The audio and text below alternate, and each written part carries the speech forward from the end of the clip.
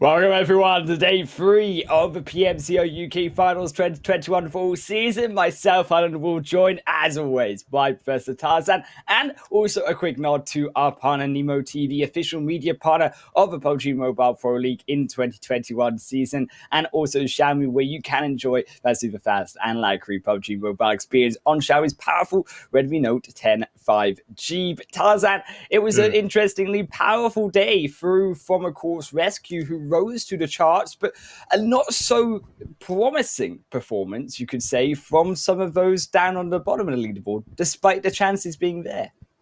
I think it's extremely worrying for some of these teams. I think we try to place ourselves in their shoes and think, how would you possibly react to a day like that? I'm talking about teams like Arena51, after a very rough day when they've got only 2 points yesterday, and KurdVictory would be another one. 4 points, I believe, in that day too. But you know what? That doesn't only apply to the bottom of the table. We look at all the way at the top. After 79-point day, Syrax only got 22 yesterday. Of course, they're still at the top spot, 101 points, but very closely after them would be RESQ, that, like you mentioned, 61-point day from them. And for the side of TSC Legends, I believe is close to 60. Actually, I'm wrong. It's like a high 30, so almost 40 points. Still very decent, on par with some decent point per day and point per game. But you know what? Let's look at some graphics to lay out the day, because it's the third day out of 4 is getting a bit exciting now. Third out of 4 days, only 8 matches remaining, Tarzan. With the masks, I'm good at maths today, I hope. Anyways, as we do have, of course, the second last chance for teams to not only in the finals, our top 16, to get that prize money, but also to, of course, advance to the PMPL Season 2, where only the top team can make it. And I think, to be fair, we've seen so far a very interesting first 2 days, Tarzan. I feel that now coming into the final 2 days, we're past that halfway mark. I'm looking for teams to really step up, find that consistency, because the points actually haven't been overall very consistent from any of these teams. As you said, Syrax getting 70 odd points in that first day, now only dropping to 22 in that second. And I think that it is that rise from a lot of these lower teams just below Syrax, who have now that chance to really close it out. Yeah, you can see when it comes to that point distribution, of course, we've used this for a while now, but I think that explains some of our confusion when it comes to certain teams still playing a very survival base game. I think you can see the top teams right here averaging, a lot of points, and sometimes we want to see those one-to-one placement to kill point ratio. So being able to get double-digit kills needs to be kind of that requirement, especially when we're looking at that, one team to represent the region going to PMPL Season 2 for Europe West. And of course, they're not just fighting for that. There is some money on the line as well. $4,000 for that first place, precisely, Tarzan. $2,500 for second, and we go down a little bit lower to $1,700, and then lower even more. But also keep in mind that we did have 17 to 32nd position for all of those other 16 teams. It didn't make the finals, but still earned that $500, of course. But much bigger prize money, and scales quite high when you get to those top of the leaderboard for all of these final teams. As we also check out the schedule, Tarzan, and exactly what matters we have. Well, surprise, it's the exact same. Erangel, Sanhok, Miramar, and Erangel to close us off for this third day of finals will be the same tomorrow. And of course, always my beautiful Erangel sandwich, but a little bit of a twist because Sanhok, of course, comes first. Yep, and of course, Erangel getting more and more important when we look at that Pro League as well. Erangel is so key. We're looking at them almost doing double the amount, not just of Sanhok, which was the case last season, but also double of Erangel compared to Miramar. That's quite insane, if you do ask me. So, there's some more stats that we can look at, some more analysis, I'd say. Still got some tables to go through, between the two of us, and maybe for those who are watching, if you're very into it. But definitely when it comes to teams, we talk about analysis preparation. You may want to see, yes, they've got some decent points, but do they suck on Erangel? Yeah. Because that's important. You need to know particular strengths when it comes to teams. So that will be a very key thing. I think when you go back to just look at those matches 1 and 4 for every day, you'll be able to get some good ideas. Looking forward to what these teams can bring. We'll discuss them in a little bit, but we're going to head to a short break and give us your sponsors.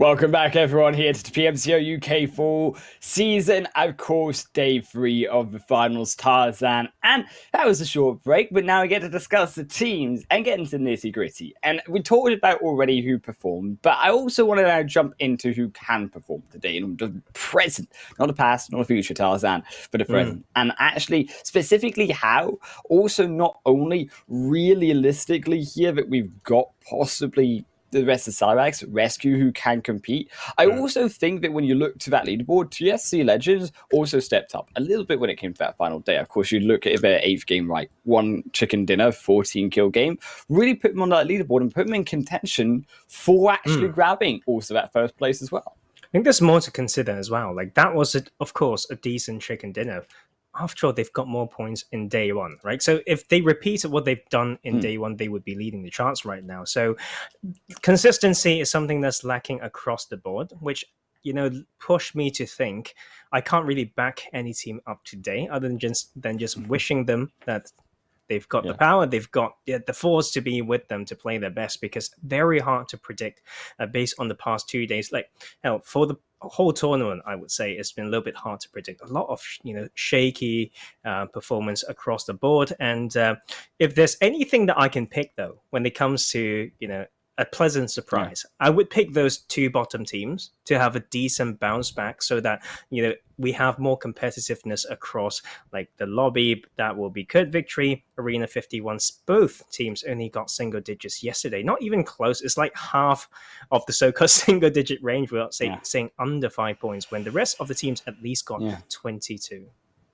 I think that Arena51 KurdVictory, they definitely have a lot of improvement. I'm kind of disappointed in KurdVictory. I felt like they were not too bad on that leaderboard after day 1. They probably actually had that chance to come back, but after 4 points in just those 4 games yesterday, they've really stumped their chances. I think now you're probably coming into day 3, right? Assuming that those who aren't at the top, who don't have that opportunity for first place, probably now look towards the prize pool. How much money can you actually get out of this tournament? Because mentally, I think it is going to be a little bit draining, the fact that they probably can't make PMPL unless they have 2 utterly fantastic 70-ish point days. But you've also got to think about the highlights of you can still earn as much money as possible. Yep. I mean, we know the math, though. Like, sometimes that difference in prize pool is not that huge. I think that is how we'd like to hype it up or draw those storylines, right? But when it comes to the actual plays that really matters, that really defines a team, or when we talk about analyzing their style, so that to see whether they actually have the chance to stand against the other teams from Western Europe, those plays really need to come through. There's so many, I'd say, mistakes still that is going to define them, or will be to our worry. Right, but right now it's for them to fix and for them to show us that they've learned. Already jumping into that first game, and of course Xiaomi, where you can enjoy that super fast and lag-free PUBG mobile experience on Xiaomi's powerful Redmi Note 10 5G. And Tarzan, also that blend path looking smooth as it comes down from the north side to the south Primorsk to end us off at the start of his first game, but also towards that zone. I think we've seen this kind of playing path beforehand yesterday. Very interesting in a way that a lot of teams did avoid that western side of the map, still opting to go for that east, but actually as a result, there's a lot of congestion through that eastern side. I mean, we also saw congestion on Severny, not going to see teams there anymore, so I feel that we are starting to see at least some adaptation from some squads. I think it's very interesting playing path that in the way that it mimics Game 4 yesterday. So we're just going to go back and remind everyone how, like, what happened yesterday when it comes to getting 0 points, right? We've got KurdVictory, like 0 placement points, I should reiterate. KurdVictory, Team Savage, 1802, and Syrax were the 4 that didn't get any placement points. But of course, Syrax got those like 6 kill points, and a lot of those early kills did not happen. No, it's true. I say didn't happen until that mid-game, like for Syrax, but for the other teams, it's a little bit about that early congestion, right? So we're seeing some difference when it comes to those drops coming through. We know 777 causing a little bit of drama around that apartments area, because traditionally, I should say, or historically, they are a Novo team. So they now can't really quite reach there. But this is something that we looked at kind of seen already yesterday. If it's not against example UK, it would be Conqueror. Fortunately, though, Kind Boy already in the drum in the heat. Oh, 777, but they can't seem to drive him over. And now also TSC Legends, they're on Kind Boy. It's everyone trying to grab his first kill. It's every single vehicle on the grassland, but Kind Boy is panicking. He's dodging them all. As he is still alive for now, but the shots coming through from Brujo should confirm the knock through. There it comes in. 777 do actually steal it away, but TSC, they grab the kill more importantly, so they take the point. A little bit of contention, a little bit of heat, but of course, albeit TSC without that trade, I think also, to be fair, you have to then be adaptive, considering that now you've also got Jaja there, and you also got Londra on the opposite side. There's a lot of going to be potential skirmish here in that early game, but Jaja already driving over 777, trying just to upset them, but I think that's risky, considering he is on his own. Well, it's a little bit of a delayed looting phase, like with this little bit of shenanigans, to be fair. Like we can see 777 decided not to, fight for that car running over on that player. So that will be a little bit of a split for the team. We can see Siren heading towards the south from that, but the rest is still sticking around. So that will be a different situation. It seems like they will just pick up everyone, 3 in a car to head down to the south side once again. Game for yesterday, very similar playing path. The start 777 got 1 placement point and 3 kill points. So they need to think about that pacing once again. We mentioned if they study the map or drops well enough, there are more options than heading all the way to Novo.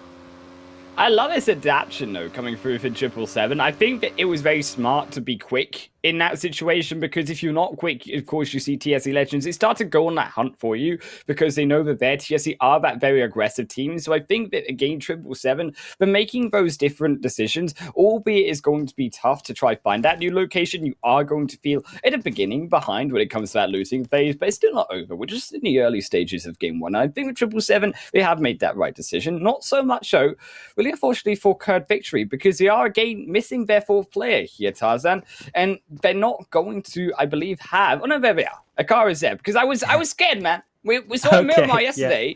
Yeah. They only had 3 players. It felt like they were giving up, but what I am glad about here is KurdVictory. They're stepping back in as a 4, and they're saying, well, yes, we got 4 points yesterday, but we can still come back with a little bit of a fight today. Yeah, I think the interesting here over at North Georgiaport as well is the fact that they dropped very close to Gaijin Seraphim. So the question really is for Gaijin Seraphim, like as a team that had that experience, at least for half of the squad, like in the PMPL, like coming in to share a city, like with a team that's pretty much at the bottom there. Like this is where you start your game well, by, out-knowledging or outpacing the other team. Like, now that you're very much on that western side, can you maybe get your early kills just around Georgiaport before moving in? I think that will be something that I want them to do, but I think the team still looks like they need a little bit more time to gel, to build that synergy before really reaching to the level of gameplay that we expect of them.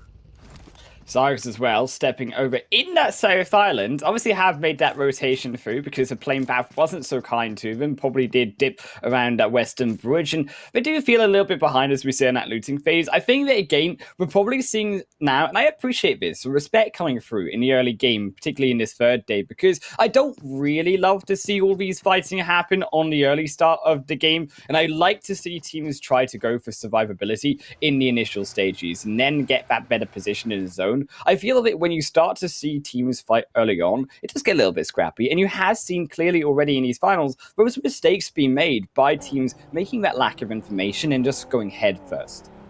Yep, and we talk about pacing all the time, right? So not just Syrax, because Syrax are just picking, like just really wanting to go to the South Island anyway, so they got their cars, drove there and drove back. Right, Arena51 on the other hand, like is given like for this position in Primos. This is their job, no one's going to contest that, but for some reason, like we mentioned, if you give them this comfort, it seems like it doesn't do them any good. Like for those 2 days in the group stage, in those 2nd and 3rd day of groups, they did so much better with averaging at least 10 points per game in those 2 days. And because we have so much emphasis on Erangel as well, so they must have done Erangel decently well, like across the board. But for those games, they didn't get Primos easily. They're forced to go for something else, and they made it work. So that is still a point that I want them to think about. They could say it's luck or whatnot, but whatever they decided to do still yesterday was not working. Unfortunately as well, and these camera people, they read their mind, Tarzan, to me here, because I was just about to mention 1802 and actually how they were third coming in after that first day of games, and 1802 looked very strong in the groups as well, to be fair, but now coming in after that second day, they've slipped significantly, all the way down to 9th position, 55 points only. I mean, their results, 11th, 9th, 5th, yeah, sure, 14th as well in that final game. It was not a clean series of matches yesterday. I think it's just a very huge difference, like compared to that group stage. It could be a different type of style. We talk about how you don't get to just test and have a different combination of teams when it comes to that finals. It's the same 16 teams, so maybe that is something that cause some like mental block. Sometimes when everyone's trying to study and trying to prep and you can't quite find the best way to do that efficiently, it can really stumble you. Now, after all, they get those 22 points yesterday, and it's just a little bit low compared to like 33, which is what they've got in the first, but nothing like what they've done in group stage. So quite a few things to fix. After all, we're just halfway through, so there is still a chance for them to redeem themselves.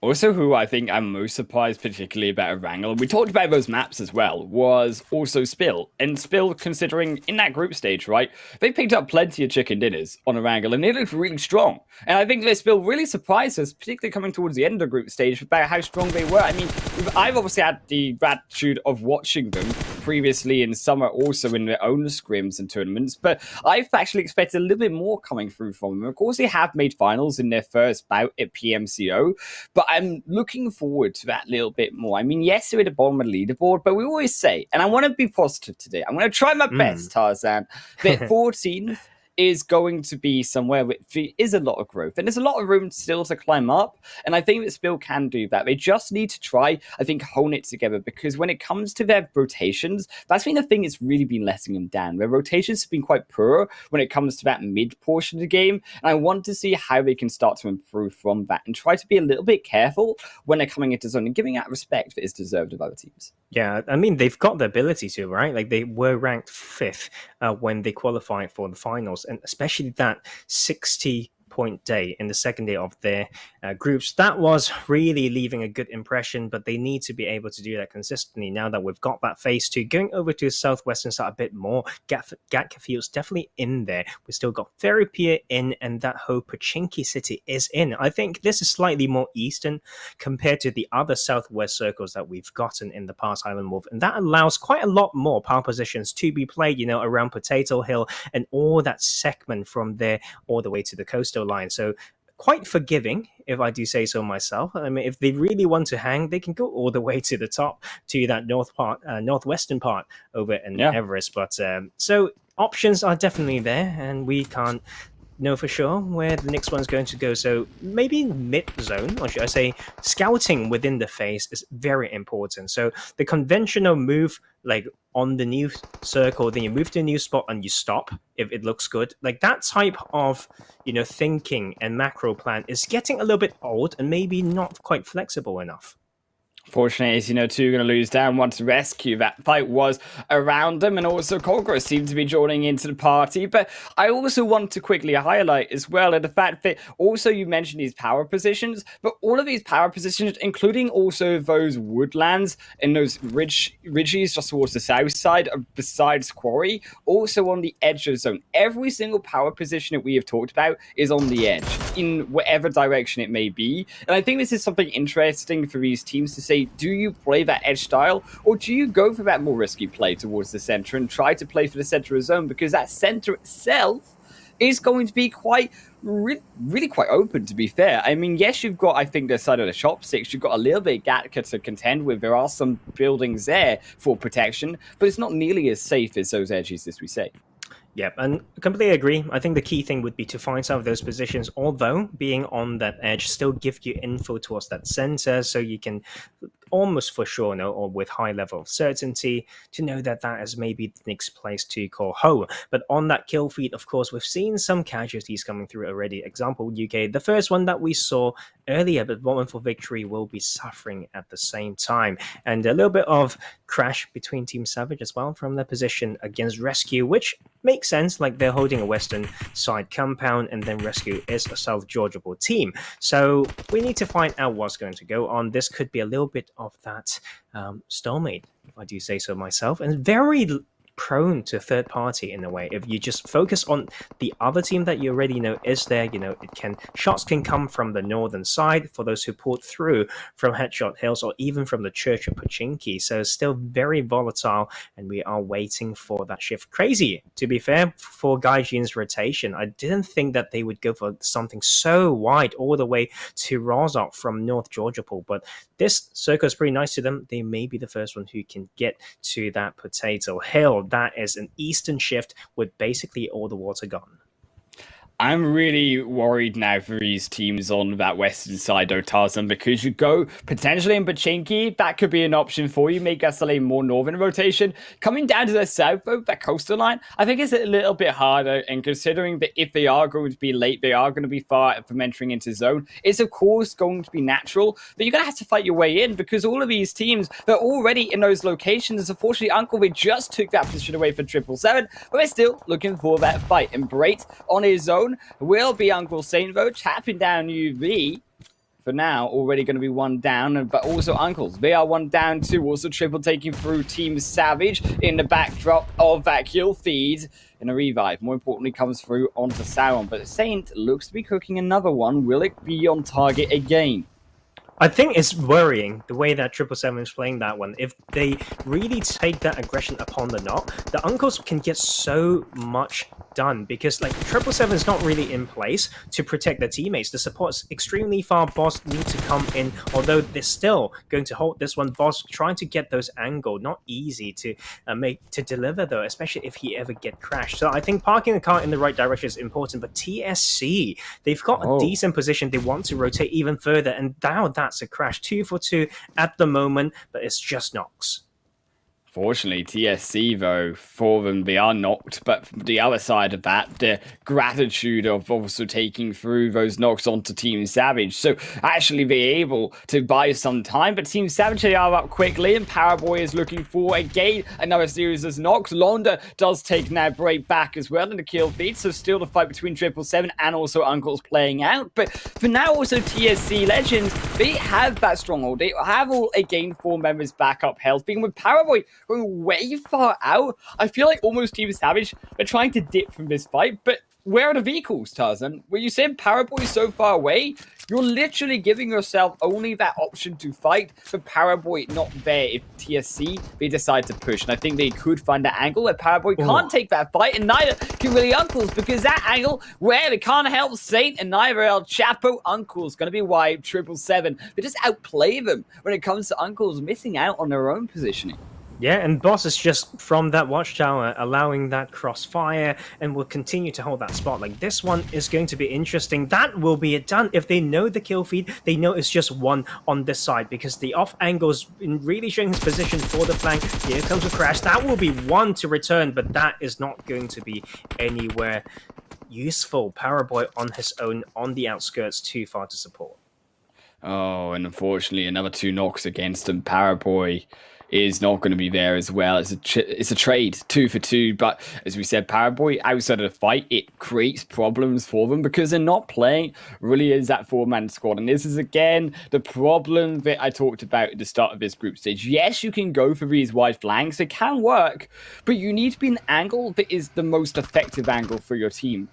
If your team get rushed and you're not in the right location, it's getting a little bit harder. TSC, though, do lose 1, but unfortunately, that cover fire allows now the extra 2 members of TSC to jump in, and again, they just take Paraboy away. So Savage, yes, you tried to go for those fancy plays, but you give it up 3 for 1 split and actually just lose everything. I think there's a way for them to play that well, though. Like, Paraguay can just drive first further away from TSC, then slowly loop back into Pachinki. That will give his position a lot more, like, the stealthiness that we're talking about, right? More of a secretive side angle. And when he's established that, his team can just pull away, like, and punish TSC if they push over the top, but they just stayed there. So everything that attempted not quite working so far, but RESQ may get a rough game one. Some of them not right now. Triple Sports Cup right on top of them. Both teams will need to rotate, though the clock is on 0. Pure Sports Club as well, taking what was their second day, a big improvement for them, big step up, but already big step up against RESQ, and Blood gets taken down by the Molly. That's a beautiful one, and now that tree will only watch as it is fire immune, but RESQ is not. And RESQ Coyote now in a little bit of bother behind, tries to take a beautiful nade onto Naz, but it just doesn't go wide enough. Now reveals his position. Triple B know there is someone there. And unfortunately, the problem with RESQ is now, how do you get back together? They're a broken two-man squad, and unfortunately, nowhere to go. Spill, nowhere to go as well. Will be dropping down in 14th. As their Blood will also fall. Triple take another. Scepters heals back up, and that nade shouldn't be on point. It will miss everyone once more. Does tickle Scepters a little bit, but as that blue zone comes in, they're going to be flushed onto the Coyote, but that smoke protects them, and they find them, and Coyote goes down.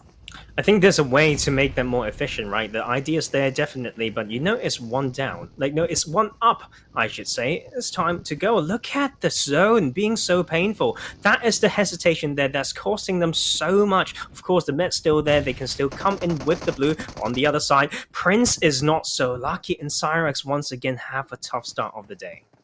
It just feels like it's a repeat from game one, though, Tarzan, where all of those top teams, they can't find their footing in this first match. And yes, they maybe find it later on, but definitely not here. And Gaijin also alive. I mean, you look back towards Gaijin's first game yesterday, where they took that chicken dinner, they took those double numbers of kills. And I think that actually here, jumping into this first game, they're probably trying to do the same. They're trying to keep that momentum, keep that mental state. And that first kill, of course, is going to help them out. They got that position, more importantly, in zone as well, Tarzan, which is a little bit separated from everyone else. It does buy them some space alive. Not so much, however, for Triple, who they walk through one fight into the next, but that blue zone is still coming in, and unfortunately, they're not inside the play area. They have to push further than TSC Legends. They know this. This is why they wait on the opposite end of that ridge. They wait for the members of Triple to push and try to walk into their phase first.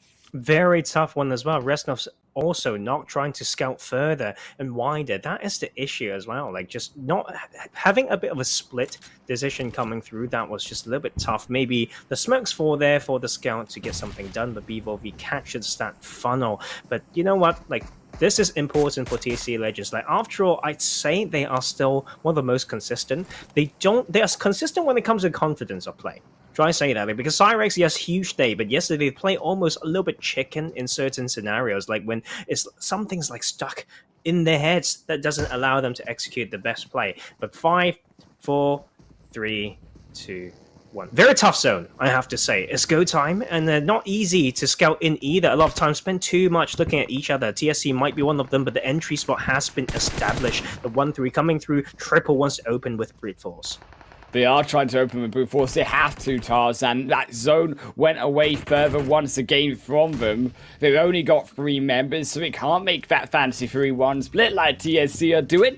But they will still go in anyways with 2-1 split. Nash trying to wrap around the backside. I think Jaja has been caught a little bit off guard. And you can see TSC, they're trying to make that rotation in, but he snuck away. And I think that Naz maybe has some form of defense, of course, with that airdrop there too.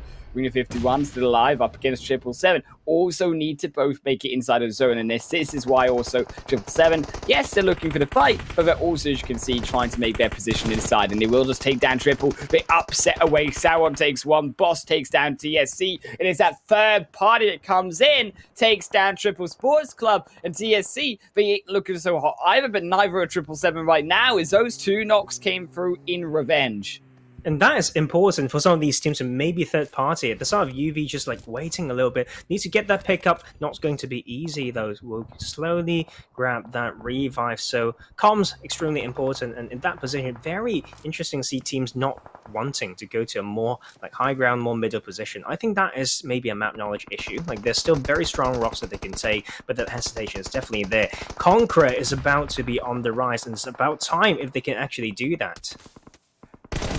They are still 2 knocks though against them. Take though another. Bonzit now drops. Hisoka getting shot up, tries to go back into the smoking vehicle, tries to hide, tries to drive in. Of course, that blue zone is coming up now. Phase 6 going to shift away, and 1802. 4 kills, yes, they may have, but they might all be grab. It's now Loveco tries to panic a revive, takes down Hisoka as well as they are blown up from the rest of the zone. TSC strike from the opposite angle, and now Conqueror, they're down to 1 with all 3 of their players knocked. It's a long, quick panic revive, series of revives through from Conqueror to now also Jaja, Euphoria stepping forward. And I think with TSC Legends, although we're not in the zone, I feel that they have, of course, these 7 kills, and they can only grab more because they can gatekeep a lot of these people from their positioning up towards the northern side with this head, with this hill. Yeah, and you know what? I love it. Like when people come into this northern part first to know there's that little bit of high ground, relative high ground, a little bit, slowly work your way down the hill. Seems like TSC is exactly using that. And that is why they're one of the top spots right here. And I think they are also trying to catch every bit of funnel, knowing that they need to think about entry, but they can also sweep on the side. And that's what they're exactly doing on that western part. Euphoria only going to have to wait for 1802 to show the face. That phase 6 zone will close in. And right now, as unfortunately for 1802, it does look a little bit dire for them. They've got no vehicle, no way out, no hope really is KurdVictory. But we do take 1 knock. It is KurdVictory already trying to find those points better than for yesterday. It's not going to be hard to beat, but you can still improve. Of course, always so much. 1802 not going to be improving anymore. Though it's now 7th position. All they grab. No kills went over those TSC Legends, so they go elsewhere. 777 as well, UV getting taken out by Example UK, and that 6th phase zone. More importantly, I think that KurdVictory, you look back to them, Tarzan, we said they're getting these knocks. They can only grab really more here because they have that defensive position all on the outside of his fighting. Conqueror as well against Gaijin. They're going to take each other out, and they're going to be broken, so broken by the time they even approach Kurd in safety. Yeah, I think like Gaijin style may not work in PMPL, but it's working now for sure, and that will maybe grant them the chance to avoid that fight early game when other teams are making mistakes. To lose 1 or 2 players allows them to come into the late game with that body advantage. That's them getting at least 4 kills, and Conqueror continue to struggle, but nonetheless 4 kills on board from those placements, but they need to get more, and a lot more. Gaijin, they still need to get out of this zone though. Phase 6 is closing in, Tarzan. And Conqueror, yes, they might be down to 1 player. Then finally fall. Now comes the entrance in. That's the nates we're looking for. That's the style and the skill that we wanted to see. Logan stepping up for their team. 6 kills already for Gaijin in this first game. But as we said, Kurd did a one's gatekeeping. Really, they are the gatekeeper here when it comes to everyone. Yes, they've got a little bit of a dip. They're in a slight bowl, so it makes it harder to really see where those players are coming from. But for this 4 walls protection, they're doing massive work for them. They are going to have to walk to the opposite end of their building. No, as unfortunately the zone goes away slightly, but TSC, Gaijin already taking out players for them. This is going to be a 1-for-1 trade. Oh, it's very good zone for the side of Gaijin. If they do spread and control the northern edge, that will allow them all the sight lines, even for the entry on that south side. That is the landscape for this part of the map. It's going to be quite a lot of run and gun, to be fair. And then the side of KurdVictory really need to make use of their position to maybe farm a little bit. Like, this is issue with some of these squads. So they've got a decent position, but they failed to farm some kills. But I really want them to change our ideas, and we have those 10 seconds, and then it's go time. Already, KurdVictory, though, they have to make some move because Gaijin, they're entering into that northern side as you worried about. They're targeted to make that spread, unfortunately. Also for them now, we've got TSC Legends to contend with all-in-one vehicle. Tarzan, this is risky. They all drop out, though, barely against the wall. They all survive. More importantly, can they fend off the backs as well of Gaijin behind them? KurdVictory on top, looks for a nade over onto Record, but it bounces away. Does not cook it right. That nade as well bounces away away from TSC. Yes, they grabbed Jarja, but only because he was so low. An example, UK, they've actually been helping TSC. I think cornered Kurd. It's a bit crazy. Like, KurdVictory got that spot, they didn't opt in to take it, and now they actually will be able to grab a little bit more from here. It's actually quite insane. They just rely on those hard cover. But here comes Gaijin, but it's not quite right. Two of them knocked right now.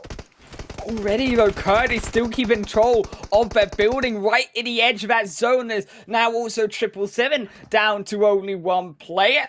Down also here, KurdVictory to 2, however. But we have, as we said, that building. They can still look to take out Selon. Yes, they will. And they will at least grab 4 themselves. As 777 take 5th and 16 points out of this first game. Now also TSC, though. They made that revive once more, but only to get knocked once more. Example, UK Naka with a help there. They completely forget what just happened to them before, and then, well, that brain damage will cost them. TSC Legends, they get taken out with their own mistakes. Quexer strikes their 7. Example UK, they strike their 8th. They take the rest of IC away. The blue zone, no, phase 8 is coming in 40 seconds. They need to try clean up this next fight. In Gaijin, they're the ones in control of the zone once again. Man, like, the game plan is somehow working. Maybe it's just exactly what we talked about earlier. They're allowing other teams to make mistakes and come in with that late game power and numbers, but that will be KV needs to make out, and that will be 24 seconds to go. Reco here causing severe disruption, but got more than one side to worry about.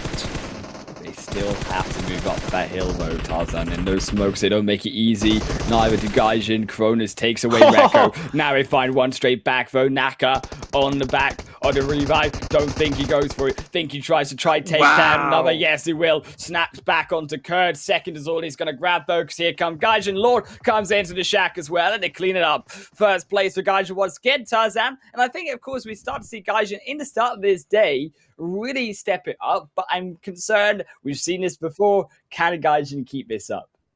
I mean, we will know in the next game, because I think this style works, and it's kind of the old school style of PUBG as well, when placement points were extremely important. But in Sanhok, it's going to be quite hard. Like, sometimes the zone dictates so much, you can't really find a sweet time to enter, especially if you don't have as many vehicles. So we want to go and see whether that's possible. Like, after all, a very good improvement compared to that first game that we've seen them. The debut of PMCO, that was terrible in Zaverny. But this one, we could see their style in their very clear game plan, and it worked out. Clear game plan, get some of that chicken dinner, of course, Tarzan, get some of those points on board. But I think also a very impressive score, of course, from KurdVictory, from example UK, who haven't been so hot on the leaderboard, now stepping up in that first match. Can see they're, of course, taking their second and third place spots respectively. But TSC, also important for them, because with that 4th position of 17 points, they also strike ahead, and so do 777 close behind. Very important for, like, example UK. Like, to be fair, like, they've got these occasional big games, and be able to play confidently in here is huge. Same for 777 Esports. I know, like, the zone did a lot of damage. It's only that 5th place, I believe, but those 10 kills, meaning they're tied with Gaijin when it comes to fragging counts, and that's very important. We talk about how those kills really give you that taste of blood and really give you that confidence to continue, because it's down to those spray times, right? You spray me, I spray you, but I kill you because I'm better. Like, that's kind of maybe what's going through at the back of the minds of players. So that is still a very decent way to start the day. After all, look at that point gap from 5th, between 5th and 6th. 10 points right there, and that is going to shake things up. Already, though, when you look towards those overall leaderboards, I'm thinking actually now Gaijin, who are very close now to, with one more good game, with a good day today, could still see them on top. I mean, that's crazy to me to think about what we have seen from Gaijin, but respect given where we have been able to pick up these big games, they have been able to pick up these points. It's just now down to the consistency again, something that we're really hoping for from the side of a team like Syrax, who, yes, they stepped up in that first day. They looked crazy good, and we could say, well, Syrax, out of the first day, probably a pretty easy PMPL position, but they weren't able to find that overall, and unfortunately, I am very scared indeed if they can continue to find that good strength that we saw in Game 1. In Game 2, we'll have to hope for it as we go to a break.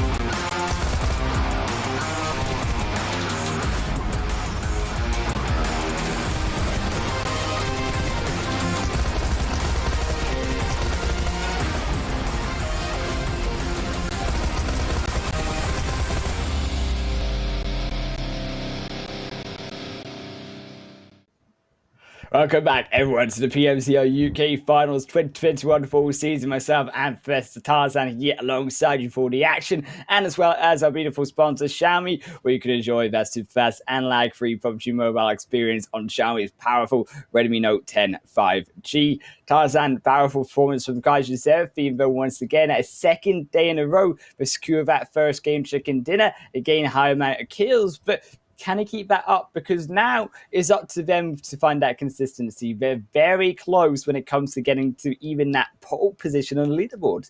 Tricky one, right? Because they've played a particular style that may not work in Sanhok. We talked about that already, but there is a way to adapt it to that smaller map. So I'm really looking forward to it, because having a consistent play style that you can almost somewhat consistently execute, very, very important. And they actually have a very distinct style right now. I don't know how well it will work, but at least from that previous game, it did like double-digit points as well. I mean, I just want to get your thoughts on this just now, because for me, because I'm a little bit of a noob, for those at home, what is their style? How do they adapt to Sanhok now?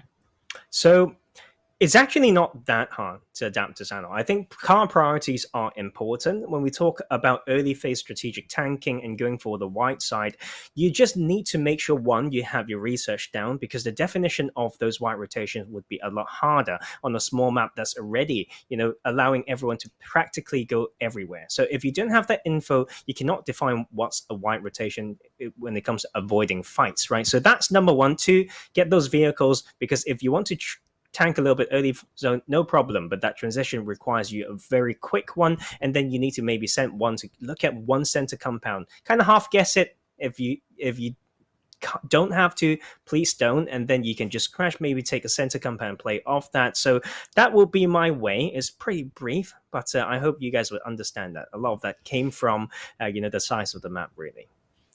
I mean, only 4K by 4K in your words, Tarzan, yes. am I right? As we jump back in to that second game, of course, soon.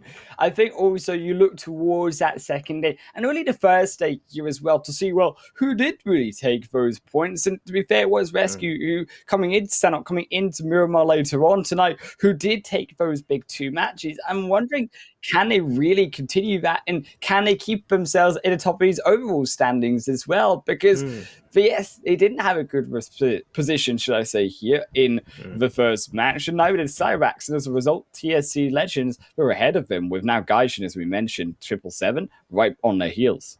Kind of struggling, right? Like the side of Syrax, 1 point in that game, I believe, but TSC just finding the consistency through and really deserving that top spot right now. And we're talking about around 200 points, I'd say, and to start today with more than 15, I believe, that is the way to go. So they are on par to becoming our champion, but there's quite a few more games to go. And when it comes to TSC, I am a little bit concerned about them, because they did that drop in boot camp to start with, then they moved over to Quarry, and they're now splitting around docks. So yes, it's fine if you have extremely experience. You can also disrupt the lobby a little bit when it comes to these adaptations, but you need to know the way to make these work.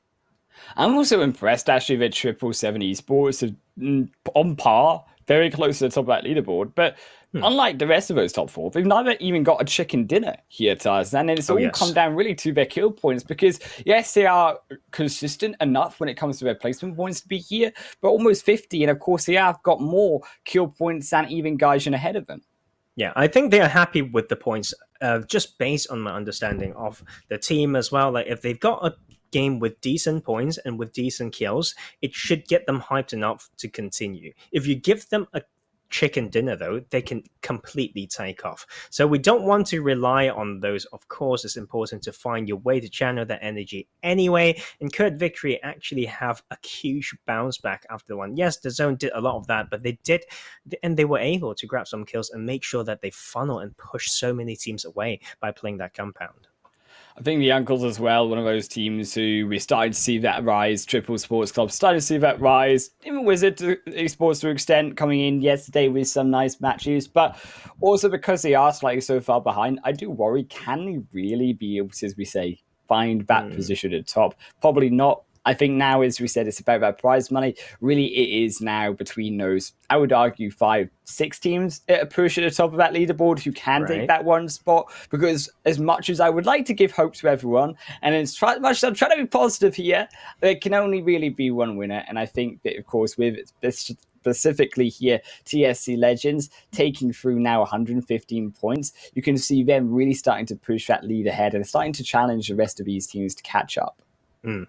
And yeah, very excited to see how that goes, because there's one thing that really happened yesterday to become the theme of day 2, really, was when a lot of teams start to use a very open eastern side as their drop spot. I think it's a great adaptation. They kind of had a gentleman's agreement, and they just find a really good segment to be called home. But after all, it can be quite far from the zone. Like, you just really need to know vehicle spawns as well. So I want to see whether that's will be repeated, and I think it may, because after that should be a little bit easier to deal with compared to preparing for a hot drop like 4v4 or even more. So excited to find out, and of course those circle will be ever so dreadful, and vehicles is starting to become a very important part of this map, which was not the case in the past. Like right now, when that game style really come in, it's a very, very vital part.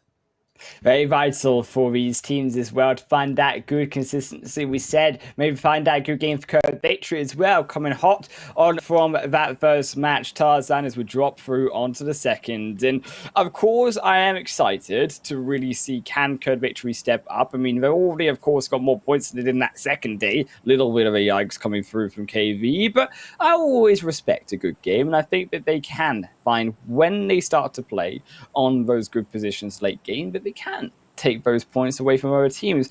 I always feel like we're a team though from KV as well. They have that aggression and they have that potential and that skill to take points, to take fights from other teams. But they're also very passive in the sense that they're a little bit scared to take those fights. And I think this is one of the reasons why we don't see them at the top, because they haven't been proactive enough, despite what you could argue the base skill needed to be there. Yeah, I think it's a little bit of that all or nothing mentality, right? You're either in fight mode or you're in sleeping and stealthy mode. There has to be something in between, right? We talk about what's the term? I've lost the vocabulary, but it's about, I'll come back to that, but you need flexibility. That is a similar term, but also, I'll come back to that. But yes, many styles in between the two, and you need to be able to master it if you need to grab those. Essentially. Maybe versatility. Yeah, versatile is the term. There we go. And then this one really requires some, because we can see TSC definitely adjusted their drop spots when the other two teams, Spill and Triple Sports Club, have stuck to what they done yesterday. So Northwest Island finish can be extremely tricky. It's a different type of game, though. Tarzan, what am I looking at? Why is there only one yellow dot inside Camp Alpha? Is Raccoon fell asleep? Is he in stealthy mode? I'm not sure. I don't know what to say. I need to see the map. Like, of course, this is whatever you see, guys, is what we see as well, like at the moment. So we will find that answer out together later on. But this is extremely interesting, or also confusing. When it comes to this, like, unless he's just a very good beta, I would say. I can't use the different way to say We're that. trying to hype something up here, Tarzan. I don't think we can really hype up. I mean, here comes the support, though. You can see it on the screen, just to his right side. They enter the screen just a little bit. Maybe that long-range support is possible. He needs to be the best in parkour, though, in buying that time. I mean, he's struggling, though, Tarzan. I think it's probably going to come to rescue. Of course, he has to get up on top, so it is a sneaky position here. Well played for Raccoon. I think the best he could have played. But, of course, they have to play that little bit of a ridge there. Of course, you can spray down so hard, of course, to take Raccoon in this spot. I think now it is time for Raccoon. Heal back up. Try to find really as best a position as you can. I don't think the Banshees are the right decision. I think that a med kit would have probably been better. But albeit they are just showing... Yeah, the support is coming in, and rightly so. Rescue with that knock also comes in. The molly on top makes it even harder. And now Raccoon, maybe he can take this fight. I mean, this is probably the most miraculous bait I've seen all PMCO UK full split so far, Tarzan. I mean, this is absolutely wild coming through from KV.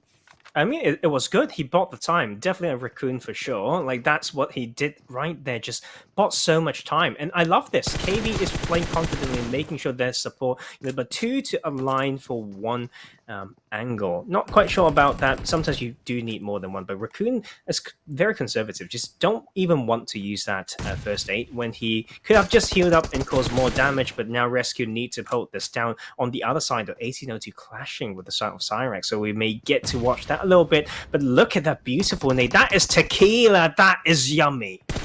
Tequila, oh, he is sipping many drinks of RESQ right now. A third already taken away, and I was going to hope that it could be that off-angle player to save it, but KurdVictory, they demolish RESQ here in the second game. There's going to be no four-man RESQ at the end of this, only a four-man KurdVictory running it down into this final RESQ member. They know exactly where they are, and there is no escaping it. Tequila takes another. Wow, KurdVictory. That game really hyped them up, huh? Like, they got four kills right now. They've got 4 points yesterday, and they just squad right cleanly on that rescue squad. The team that got 61 points leading the chart yesterday are now taken down.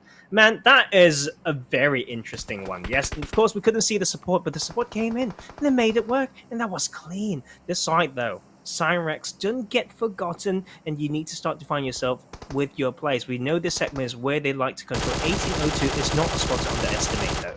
And Loco going, trying his best to go for that escape. Will barely get away. I think Scythe could have clearly gotten that one. Unfortunately, they don't. And unfortunately for them, they lose out on what could have been. Now they engage onto 1802 because they have, albeit no vehicle remaining, they have that compound to protect them. So yes, they have lost one, but it could have gone a lot worse for them. And I think 1802, if it can circumvent around the backside of their small series of shacks and actually get away from this is going to be very beneficial for them because then they can find potentially that reset and try reset for zone as well. Something we're also still yet to see, and I'm interested to see as well with that how teams will be rotating in. Yeah, and I think this is once again those type of situation, right? Like, yes, Uncle's open shots. They now know, like, they have someone in this building. Team Savage will be very aware of coastal line pressure. After that one, okay, yeah, the open shots. Even if you get a knock, what do you actually get from here? It's going to be so hard. Like, I don't see the circle, so I don't have enough context to say that. But that will be like Team Savage really grieving it, I would say, if they just run straight to here. And they are a team who would prioritize that rotation. We've seen that again and again. So that's not going to be an easy one. But on the other side, seems like KurdVictory on that kill feed right now. Arena51 punishing a team that is currently extremely hyped. Oh, KurdVictory. It looked so good, Tarzan, but now they lose another. And I just feel this is upset after upset. I mean, KurdVictory taking down RESQ. Now Arena51 of all teams taking down Kurd. I mean, I wanted to see Arena51 step up, but I'm really surprised in the way that they did. And I think that Arena51, this should also instill some confidence. You gotta hope into them. Of course, yes, we said they're nowhere near gonna make it into that first place, but of course it can still upset teams and steal more money away. You know what? Like, yeah, we're in the UK, but in our dictionary, the word consistency does not exist. It doesn't. At the moment. Yes. It does not exist at this moment. If there's something, I don't know. It's not something that I would enjoy. I would say, like, when it comes to a new definition. And on this side, though, was it another squad that's been a little bit stealthy, to say the least? Yes, they've only got 17 points day one, but 36 yesterday, averaging at least 9 points per game. That is not bad, right? To come in with 2 kills on board, that can be a great way to start the momentum.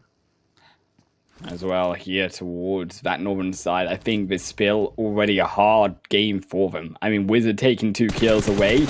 I feel the spill. I think the spill really haven't found their footing inside these finals. We really hoped that in Erangel today they would be able to find something back. They fell out early once more.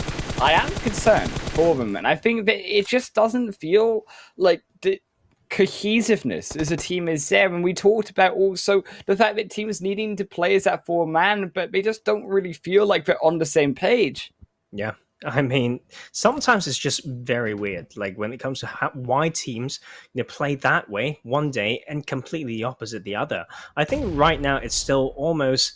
It would be weird to say it this way, but it's almost hormonal. It's like, oh, I'm so hyped, and they just go crazy. I'm like, I'm so good, let's kill everyone. And the other time it's like, why do you do this? And everyone's just fighting each other. That's how I feel like sometimes watching these teams. The fluctuation is so much that I fail to comprehend.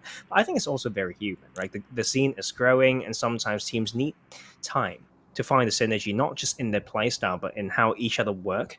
As human beings, I think that's probably the hardest thing. And wow, Triple Sports got very, very dedicated to a late rotation round there. I mean, to be fair, today we've seen some very interesting things even on the PMCO Europe wildcard. The sort of 4 Romanian boys definitely been leading those charts. And when they seem like they don't have position, they always have that heal strat in their back pocket. So sometimes these like late rotations wouldn't be an issue. And for this circle, still a little bit harsh.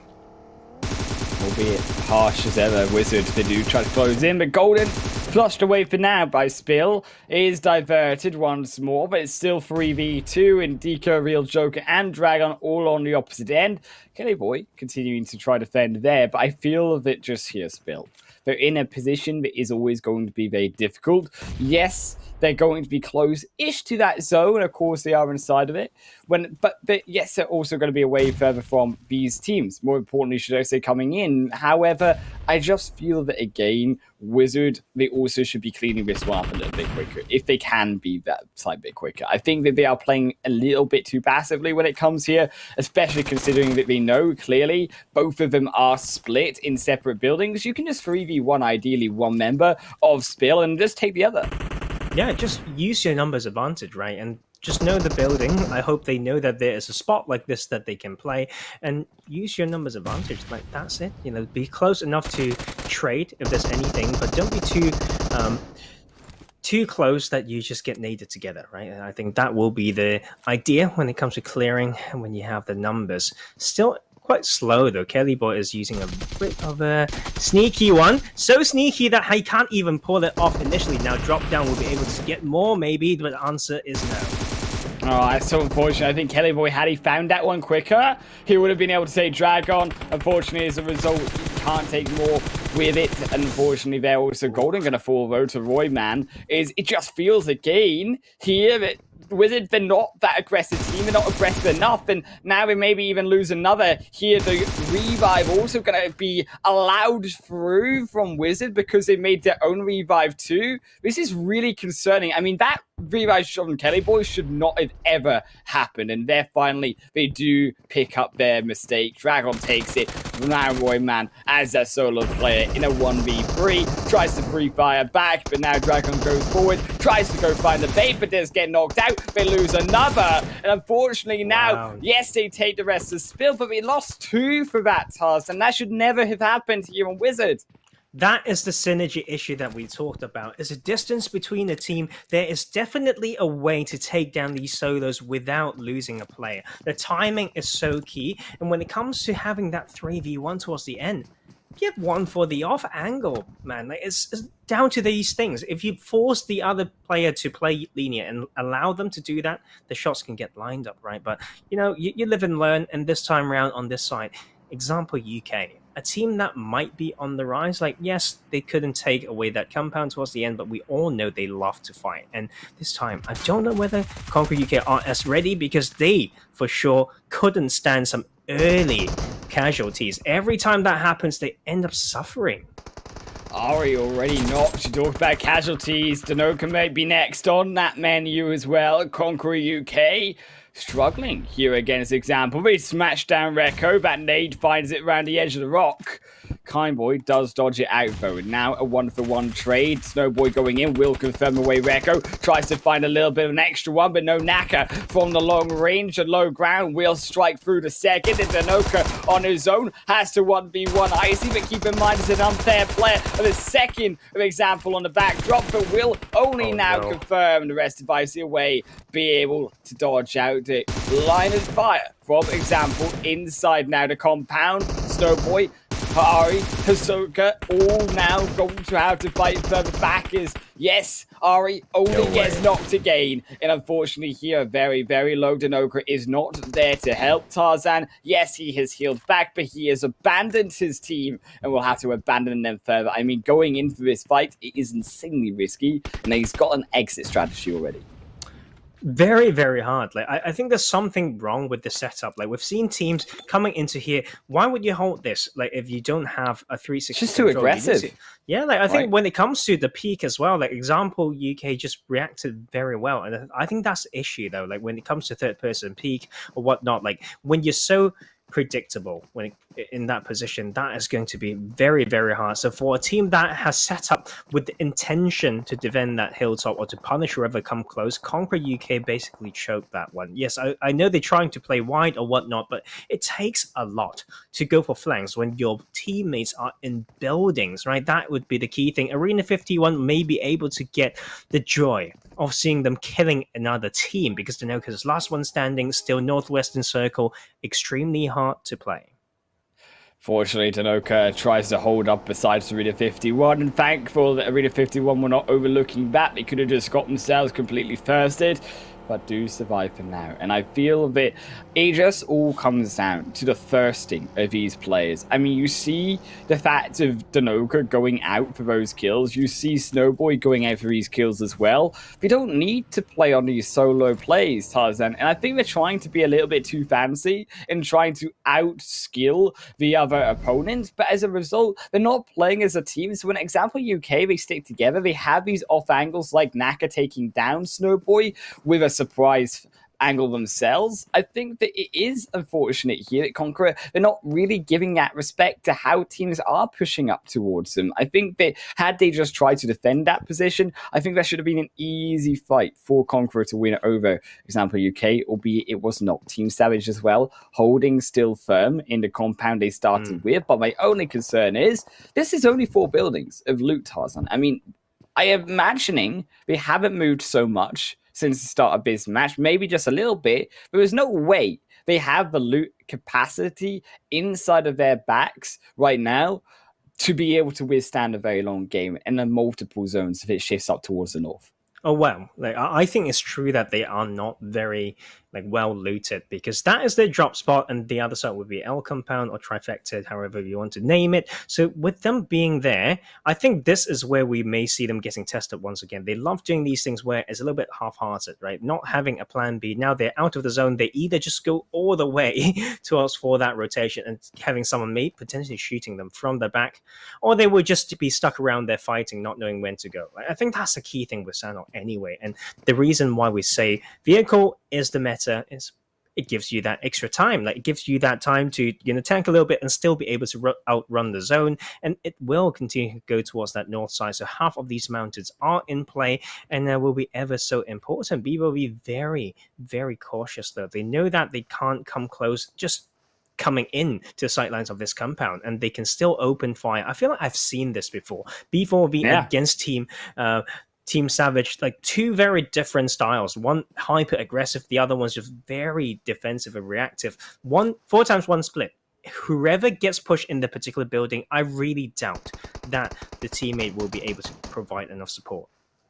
But the fire is there, and I think they tried to go for those shots, so we may have just given their position away. You can see Team Savage, they are starting to begin to move. Yuri was allowed to escape in the backside. Shadow inside their own shack for now. You got to think that, well, Shadow, they probably are the most vulnerable here. That nade coming over the top, does it strike in the window and take down Power Boy as well. Shadow should be naded, barely dodges out in time. Does spot it just as the blue zone closes in, but now Knight with that extra angle, with that initial knock, They will burn into Molly, and it burned down Shadow with it. Jimmy is confirmed in the blue, however. Rupo from the back end of the hill. Just strike one back, but there are only 2 remaining. Born for victory. We also have 3, but keep in mind, 2 back in the blue is a 1v1 as Hilu tries to snatch through Rupo, but Rupo as well has that slight low ground advantage, can spray fire first, can take down Hilo despite that low health, especially now as he takes that high health through indeed, but the blue only going to damage him more, not as much as Gaijin damage Wizard, and Wizard eliminated too. Yeah, and your point is definitely there. You can see that Rupo's got absolutely no meds, no boosters, no bandages, no nothing. Right, that is the issue with their position, though. It's like, it's so easy to predict that it could go north.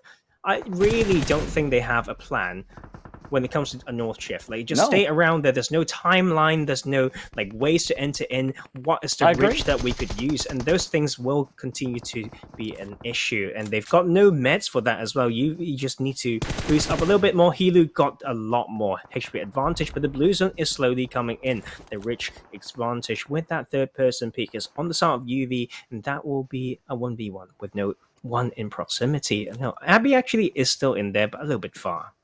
I'm almost disappointed at this point to keep seeing it. I mean, now, Yumi, they've got to redeem themselves. They've got to take down Hilu, but I worry, no, it's not going to happen. But the rest of Team Savage, this is not the aggressive team we saw in the previous PMNC, and it's a team that just looks really darn broken. I mean, every single time, either they just forget what even to do, what is step 2 in their match from their starting location, and if they do manage to find a good position, we saw in Miramar yesterday, they seem to blunder it every single time. I'm wondering what is going on inside their team, because it's clearly something personal or something inside of their own squad. It can't be this outside play, because it's just too weird considering. Yeah, and tricky one for sure. Like, this circle itself is just so hard to play. And if before you know it, you may just have yourself killed. Like, you fall down, you didn't think about how you could potentially come through in the next one. But 777 are having a decent game, but you need to know these landscapes extremely hard. You can see Lovco here just basically trying to do training ground practice, but missed the chance. TSC will be faced with that roadblock, and you can see how tricky it is.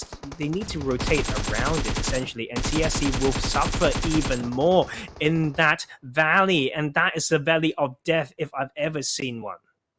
Valley of Death only grants now a slight bit of protection, but a blue zone is going to close it in. You can barely see all of them surviving, but we're going to have to nip back out into the blue, and they're going to have to do it quickly, because phase 6 is only 20 seconds remaining, and there's a lot of revives. I don't think the revives, it's not worth it. At this point, really need to come through from a team like TSC. What you really want to see is teams just dropping all of their medkits onto one player and saying, survive. Yeah, you know what? Like, the mess definitely have to come through. They have to all go to one player, but the revive is also important, because that means you can deny kill points, right? So that is the thing to go, and you can see Triple have the plan. Maybe cause one to really do some work. The rest will try to lift. That's not going to be easy anyway. Bujo are out for blood after all. The full team will die together in blue and just have their last fight, and they will make it to 7th place nonetheless.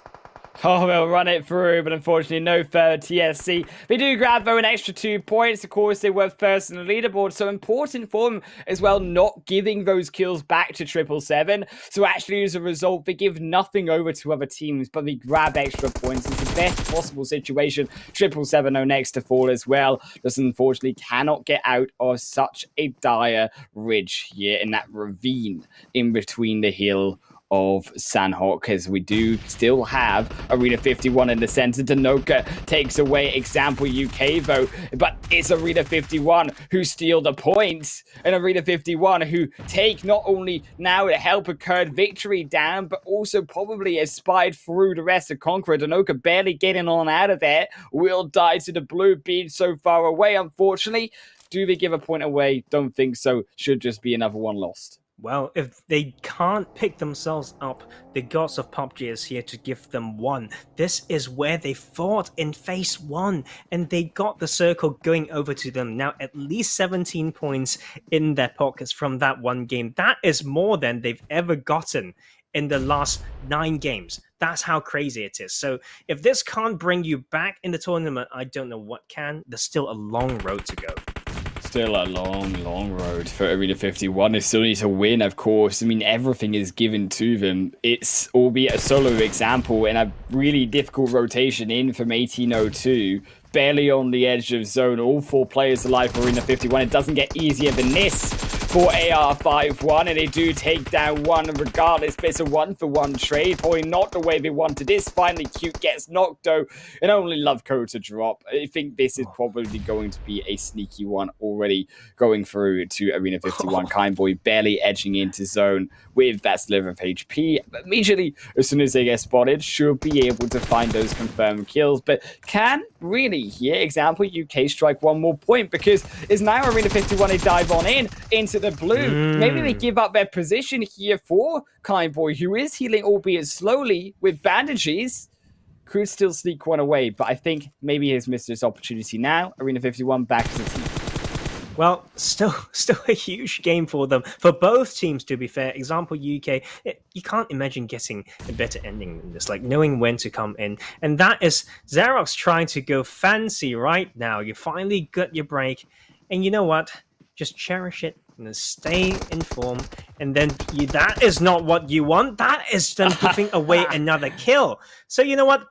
As a full team, I do think that is the extra point that they could have gotten, and the way to get it is definitely not like that, right? So we have to be bold and harsh a little bit, because we've seen these teams maybe in the past like really not even getting the hearts of people, like when it comes to, you know, not having the best play, but you want to have some finesse. Yes, the only time that you may get to do that. So personally, I don't quite like that, but after all, it's still a very important game for the squad. It was not clean, but we still managed to do it anyways. They got the chicken dinner Tarzan, 11 kill points, 15 placement points for them. Example, UK taking second, team 1802 though, taking that third position, I think is again important for them. KurdVictory still taking consistency in his second game, 2 games now in a row, but we find themselves in double digits.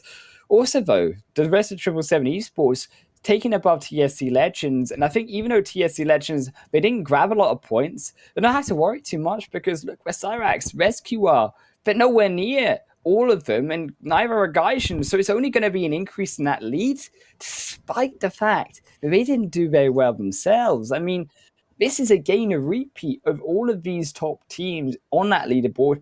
I think really starting to struggle as these finals go on. I mean, yes, they're at the top just now, but that's purely because of their second day of play. Now we got to really coming back together. Have to see if we can do that on Miramar, though, as we are halfway through our third day of games. 10 games down, 6 more to go. We'll see you on the other side.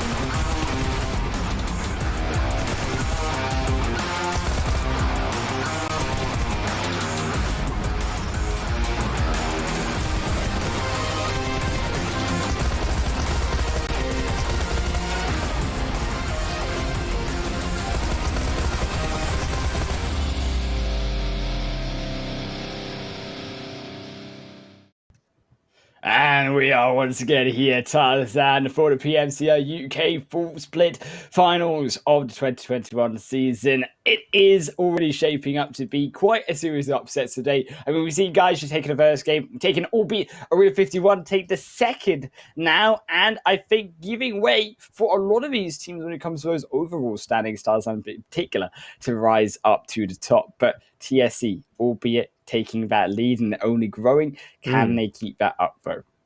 Well, they have this tendency in ending some days with a lot of power, so that is something that we're looking out for. Well, let's look at those overall standings. They are, in fact, at the top, 12.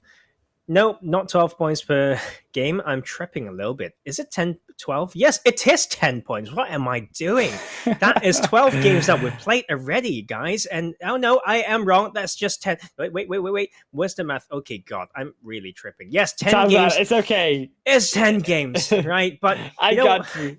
You know what? Hey, there's something that I got. That's fine. Okay, we look at Miramar in particular. We've played 2 Miramar games so far, right? And the first one, the team that won was Syrax with 17 kills, right? And the second one yesterday, RESQ with 14 kills.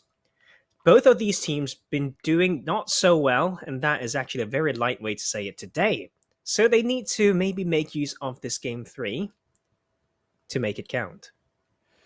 KurdVictory already vote. They are stepping up and they're making a camp because they are now on 9th position. I think, as we said, going to be a very tricky time for them unless they get to mega games in these next 2 matches. That's their only hope, I gotta think, here for them to also potentially take first. But as we said, the rest of TSC Legends are now 121 points in the lead. I think that, to be fair, I'm very impressed with how TSC Legends have been playing. I mean, yes, it hasn't been the cleanest games coming through from them, but as you can see, even in that last game, for example, when they don't have those lots of points given to them, they know that they're going to fall out, you can still take a little bit away, and you can still make those upsets happen. And I think that these small points, these small differences, these are really going to make the difference, in particular, when this leaderboard is so close, when there are so many contenders with still 6 matches to go. And I think that maybe TSC Legends, we start to see the rise of them. You just gotta hope that they can stay in that first position, because as we said, they got 4th in spring. They barely didn't make it, but they can't even make 3rd or 2nd now. They have to get to the top or nothing for them. There's something in play for them, though, that is extremely interesting. Euphoria and Jar Jar, they were part of Nico Defense League, so they know how it feels like to be told that they've won, not just won the tournament, but to be qualified to the PMPL. So that is actually quite interesting. I don't know what will happen if TSC Legends actually qualify. So that is a question mark that we may need to find out. But right now, they are for sure looking pretty decent. And it's actually to my sadness to say, I can't really say there's a strong performance so far across any teams. Like, it's just so shaky right now, and it's a little bit sad. And they can change that, and not for me, definitely for themselves. We've got 6 more games to go, guys, and before you know it, we are so deep into this finals already, and I can't wait. I simply can't wait to see what will be the case and who will be representing the region. I mean, Miramar up next, Tarzan, and I think Miramar has been the most interesting of them all. Of course, you look back to the group stage, it was how teams really faced around Los Leones, but since the finals have appeared, we start to see a little bit of this change, and we have had to see, I think, a lot of change when it comes to who comes out on top of Miramar, because it never feels the same in this one map. Yes, you always start to see teams playing, I think, overall similar when it comes to those other games, Sanhok, that last game being quite an exception, but overall, Miramar has been the shakiest, and I think that teams really need to step up in this map overall. It comes down to, of course, the position. It comes down to playing as a team when it comes to Miramar, and that has been, of course, the faults of these squads, and it shows. I think it's very interesting in what you said, because Miramar as a map is slightly less zone-dependent compared to Sanhok, but the amount that is being played is exactly the same. So you, in the past, with basically placed almost the same amount of importance for Miramar and Erangel. This time around is different. So for a map that requires you to not rely on the zone and still have the very good macro play on a huge map, they are a little bit out of practice. And suddenly the focus may be drawn to Erangel so much that I feel like people might be missing the chance to make these Miramar games the life-changing one. I mean, we saw RESQ as well. They made that life-changing run yesterday, and I think you can see even one map like Miramar, it makes a difference, and you can see how that actually helped RESQ be able to get to the top of this leaderboard and actually overtake a lot of those teams yesterday. I think that, to be fair, teams are sleeping, honestly, on this desert. I think that they've got to be able to step up, they'll be able to wake up as we do head through on to that third match overall, Tarzan, and of course, no other than our beautiful sponsor, Xiaomi, and where you can enjoy a super fast and lag-free PUBG mobile experience on Xiaomi's powerful Redmi Note 10 5G. Tarzan, I think this playing path as well speaks to a very option-based series of drops for these teams.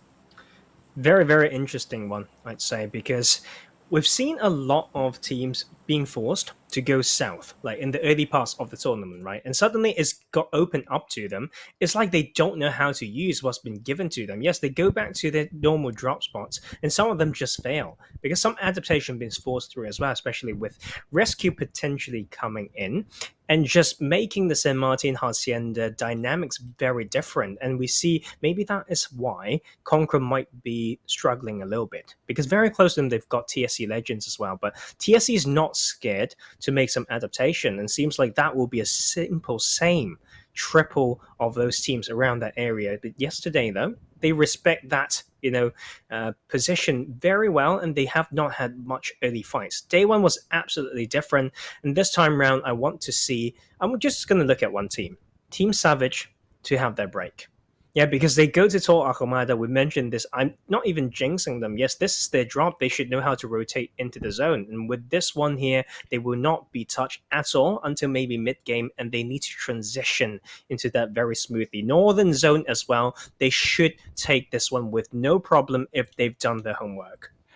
Oh, but I mean, Tarzan, you really put all your coins onto them, because I mean, you look back to that second game, it was probably the shakiest out of any of those teams that we saw in that second match. I mean, talk about passive. That was pretty extreme.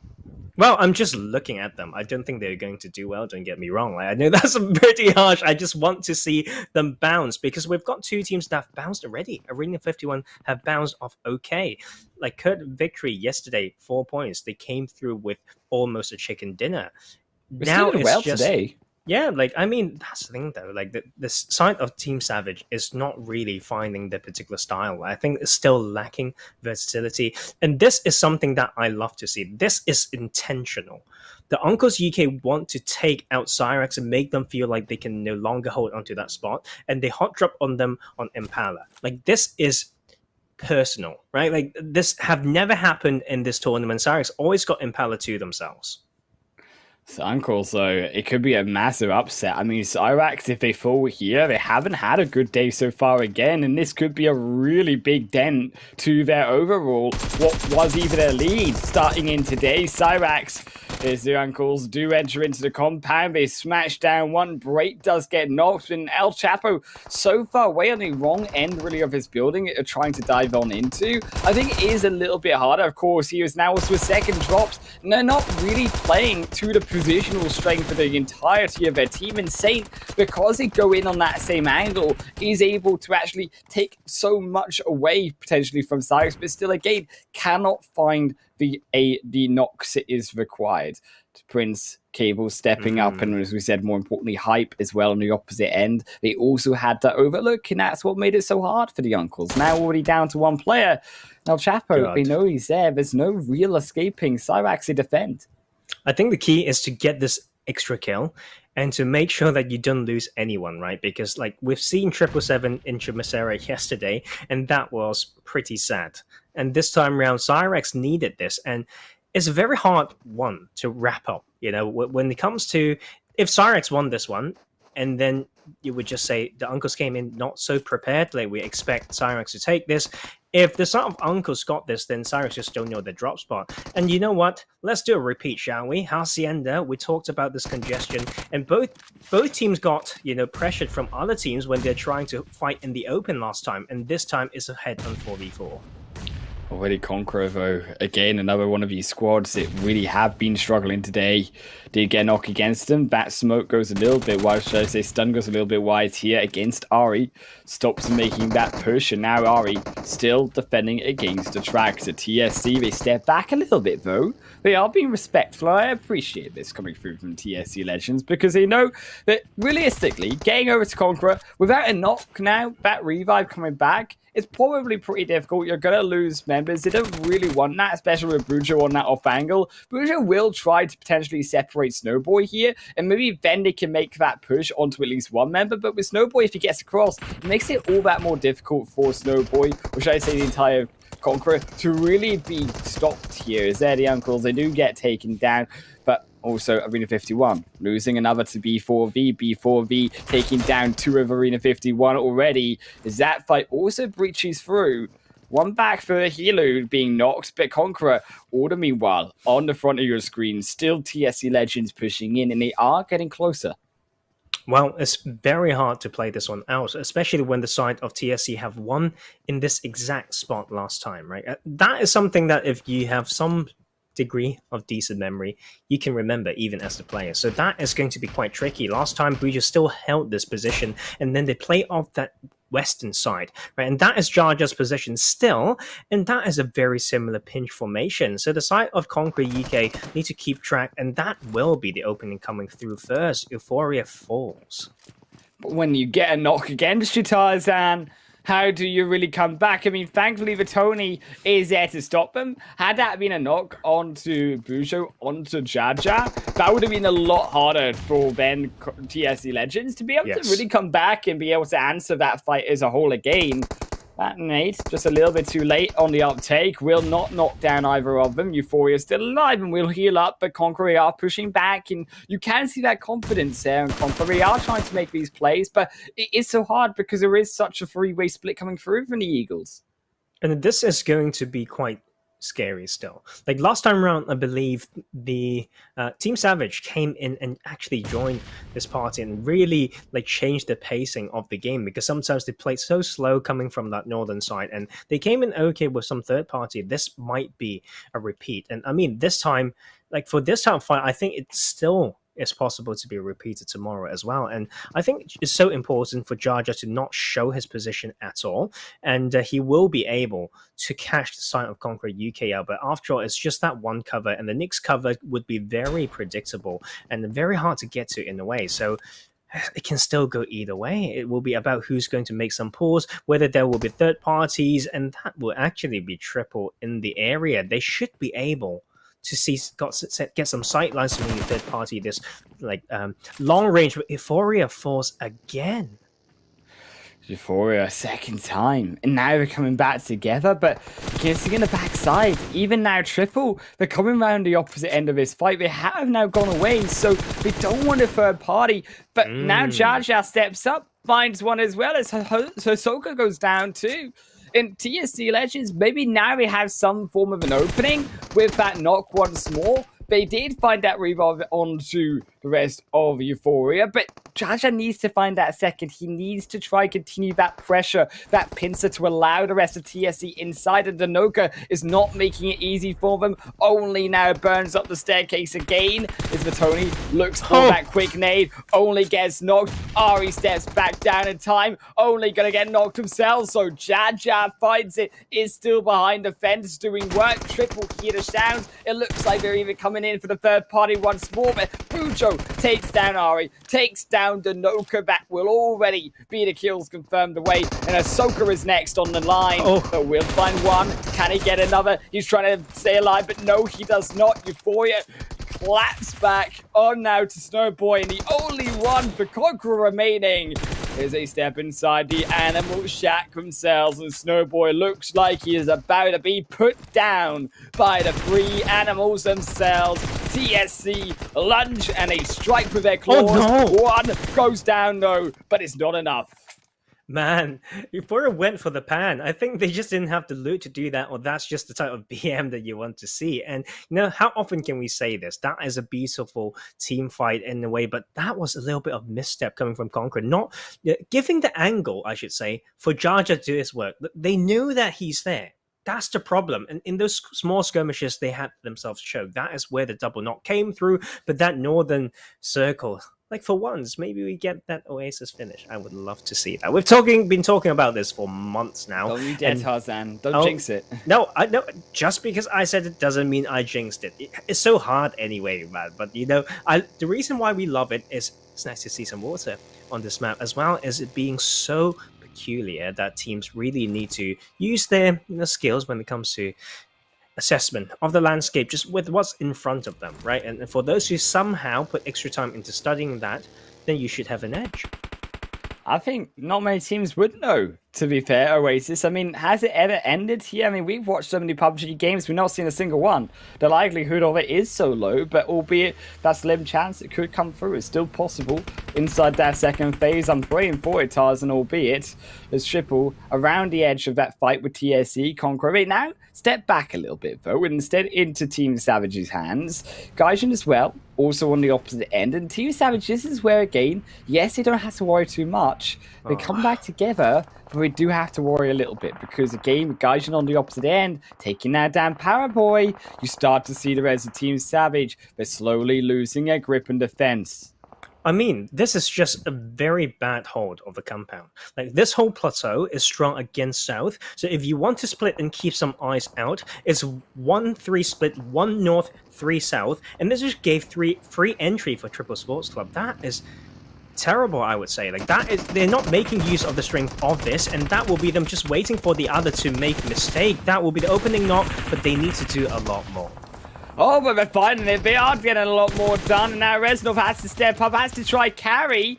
But Browdy as well. Can he even survive? No, he doesn't. I think Team Savage might have just played it barely right, but only to the deficit. The fact that Browdy was not there, and they tried to push Reznov in as a solo player. Now, Browdy solo on his own. I mean, this is just kind of that also saying of bad to worse, right? Where Team Savage, they should have easily been punished for this, but Triple, they push in again like they're solo players, and as a result, get punished even harder. I think that's the case, right? Like, you have unintentionally baited this other team. You don't play the usual way, like I mentioned, 1 north, 3 south, then you gave the full sense of security for this other team. So they just came in and start setting up. Little did they know there's a team on that northern side, and that is just unintentional reverse psychology as well. So that is quite unfortunate or a mistake. And you know what, that is a mistake right now for Team Savage to not get that last kill. How did that last guy get away? Like, we'll never understand like the thought process of some of these teams. Like, I thought it could be borderline basic, but I will also try to not be too harsh as we wait for this next shift. Please, please, please, please, please, please, please. Okay, I'll take that. It's on the edge. It's getting there. I mean, if we just go a little bit up north again, we get Facebook. That's all I want, Tarzan. I want to see some teams center around Oasis really bad right now. It's now also the rest of RESQ taking out a central position. Of course, the harder part of his zone, though, Tarzan, is the fact that ball in the center, no one wants to go in there, and you're relying on that position around the hills outside and circumferencing that ball, because if you can't get that immediate high ground position, you end up with a position like example UK, right, where you're trying to climb, but there's no real way to climb because everywhere you go, there is a team looking down upon you. Yeah, very tricky. I think this is where teams need to just use the minimap and just hypothesize. Sometimes, like, you can't rely on the minimap as much, because sometimes those colors, unless you really design the map, is going to be a little bit tough, and then play with what's in front of you. This is why I want this type of circle. Still, a good chunk of it has been like around the, every bit almost has been in the game for so long. They should know the map well enough to play a good chunk of it, and this is going to be a very good test. And to be fair, that is also the sign, of the level of our gameplay, or could just be the style when it comes to play. Like, we've got 3 teams eliminated already, and when I've watching these other regions, like sometimes in phase 4, even on Sanhok, you can still have 62 players. Still 1 kill up, though, still holding down Example UK. I mean, this is a pretty easy hold. Now all I'm looking for from Spill is a patience. Tarzan, because there is no way that Example UK should be allowed to survive come past phase 3, especially considering if it shifts back towards Spill, which you are assuming 90% of the time it does. Yeah, but you know what? Like, if they know, done their homework, I would say. Know the numbers when it comes to team number, then you should take this one, right? It's a 4v2. But the problem is people actually don't take that into account when it comes to kill feed awareness. So then they don't take that fight. But there's another school of thought, like they would assume that the Zerko will move away from them anyway, and then it's just easy kills afterwards. I would have actually liked to see that molly come through first, Tarzan, and then the nade, actually, from Liquorita. That would have been a nice way to do it, is you push him into one side of the building, knowing we have to be there with that molly, and then just nade him on the opposite end. I mean, it has to jump out a window. It takes a little bit too long. If you cook it right, it should have been an easy knock, and I think Spill, they could have played it a little bit better when it comes to that micro side of things, but albeit they're still continuing to hold down on Example UK. It is slow, but I think it's fair to be slow in a situation like this. You don't want to be too hasty, because you see so many times teams fall because of that. Unfortunately, Oasis not inside that phase 3. Damn it! But also, you gotta love it, Tarzan, because this is still a pretty darn difficult zone. Center of this zone, still inside of that ball. I mean, realistically, you're hoping now, whichever side you stay on, it goes towards that side. If it shifts to the other, you have to go over that ball itself to cross. You're not just going to be able to do it. It feels like you're playing similar towards between Water Treatment and half the end of that ravine itself, Tarzan. You can't cross. Very, very hard one. Like, you just want to stay on the outskirts, to be fair. So we can see the side of Syrax maybe using that spot on the outskirts to be able to make some more movement in safely as well. But Wizard on this other side will be able to get 2 kills, but the clock is going a little bit low. 400 meters to go in what could be a very unfamiliarized part of the map. So that can be a little bit hard. Right here, KurdVictory. They've dethroned the side of RESQ in the game earlier. Can they do the same against CSC? Could be another upset. They are holding in for the meantime on the edge of the wall, facing into TSC Legends. One already knocked out, a card down. Jaja, Euphoria, the NDL members up on the front line. Is now also KV, KurdVictory. They are holding and they are being patient. They are going for the revive. Tequila has that sneaky position. I think they're hoping that TSC, with that knock, they're going to try be pressuring into also another. KurdVictory barely dodging out an aid as well. So you have to be careful, because you saw actually there was that third party coming through from the south. And Syrax, they have the eyes on them. So they are actually pushing TSC, which is what KurdVictory wanted. But now it's then to the case of KurdVictory. Can they actually stay together as a team? Because you see that is exactly what TSC are doing. And smartly so, they should be able to find these knocks with it. Another nade should be able to easily knock down Naka. Puts a smoke down. Doesn't even see it coming. A second grenade where Raccoon stands. Will almost knock a second. Will confirm even more health away from Naka. Makes that move, forcing out the revive. And now TSC, they move further in, but Tequila does take one back, tries to take 2, tries to swap both over to Euphoria. Wow. There comes a second. They might have the upset on their hands. Jaja is the last one alive. Can they take it? No, they cannot. Barely. They are surviving, but not anymore. Tequila finishes it through, and it's 3 kills for him, and TSC Legends eliminated.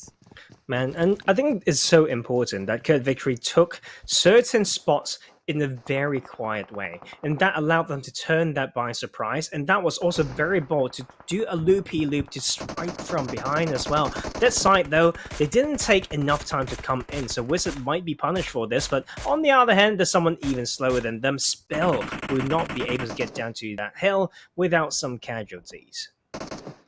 They do get down a hill though, Tarzan. Lakrita is there, and also Gaijin Seraphim also holding up on the north side. This is so tricky for a team like Gaijin, because the only way further into zone, if they don't want to take this fight, is through that ball. So they are forced, statistically, through this map into taking that fight, and particularly now, as they do have to come in even further.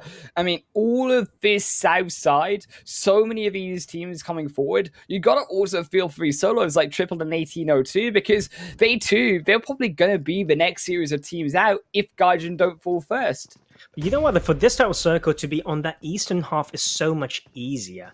And you can see those are rich lands for them to play off. And B4V being in there, I think they can make a huge game out of that. And same for Team Savage. They are very good at holding certain position, but they need the zone to be somewhat in their favor, because that's just a track record. And of course, it's down to them to prove me wrong. But on this side, we won't be having this circle, the next one I should say, without a bit of a fight. Already that zone is closing in, though. It forces now a hand of Spill. It forces a hand of Wizard to make this move, make this fight, whether they like it or not. They are still trying to poke away Gaijin and still trying to push them together. You can see they have done that for most part, but still they have to push even further. And 777 on the backside doesn't make it easier. Syrax take down KurdVictory, but 777, we sit on the backside, take down Gaijin Logan. Syrax also finishing through a second on the kill feed, but albeit Wizard helping to take down even more potentially is now the nade from upstairs, pushed downstairs as well. The molly is the only thing it defends him for now. The revive comes back in, is now Dika searching through the smoke, trying to find the kills. Rescue as well, taking down 777 in around the warehouse on the back end. Logan drops again, and Wizard, they're still pushing with the help of Spill. They're sandwiching the Gaijin members. Gaijin, they do not stop despite one knock. They take down two already. Dragon trying to hold, but where can he go? Lord, where can he go? As they are all falling to their knees. Spill making the revive only makes it harder, but we do survive at least another KurdVictory fall first. And Molly barely not touching Lord, barely keeps himself alive. Man, that is Gaijin actually getting sandwiched within there, and everyone's just burning. Run, Gold, and Golds just get burnt down, right? Like, they've learned some chemistry in the past, and Spill finally strikes. They can play so slow, and also patient, to be fair. Lakrita heals back up, 6 kills on board, but just down to those 2 players. And just on that south side, 777 still bleeding alongside another team. 6 kills so far for Spill, but they can't take another. Wizard, they tried. It's only going to be another knock, and they're entering their way in along the ridge. They take down another on the fence. Coyote drops as well. Kelly boy, this is a famous game for him in the finals. If only he could keep Spill alive. We mentioned Erangel was a map, but Miramar, it only shakes it up even further with Spill being on top now, potentially. And the rest here, Lakrita defending every single one on the edge of that blue. But phase 5, look at where it has gone into phase 6. Tarzan through into B4V, in onto rescue as well. Wizard are getting demolished to get taken down by Gaijin. And now there's only going to be one Golden alive. He was not there for his team. And Lord, 3v1s. My god, how did that even happen? And we have only 5 seconds on that circle, and you can see we're getting into that type of landscape where everyone can almost shoot everyone. You can see B4V still waiting on the other side. Kelly Boy got one job, and he's just waiting for it. Every single kill count, and he is still in 1 placement point range, is going to be a bloodbath. Fortunately, Wizard drops first. Gaijin, they take at least 1 more position on this leaderboard, but can they take another? Can they get 2 points in total? Can they survive anymore? They are trying, they make the run for it. They try desperately to get back into the zone. You can see only bandages remaining. Team Savage, though, they're trying to take the kills, they're trying to be aggressive. They take away Born for Victory. Syrax, so take down the rest of Team Savage. They take another one. Scythe onto UV. spawn for victory drops, so do Gaijin on the top side of the map, but not before Team Savage. It looked like they might even be next. Is Syrax already up to 8 kills, Spill joining the dead. Man, that is the rise of this team. And we've been waiting a bit too long now, and they got a great chance. But it's not just them. The biggest wins in this tournament is also shared by Star 777. They got 19 last time round. It can still be possible. They got a decent split, though. Londa got into position to cause severe disruption.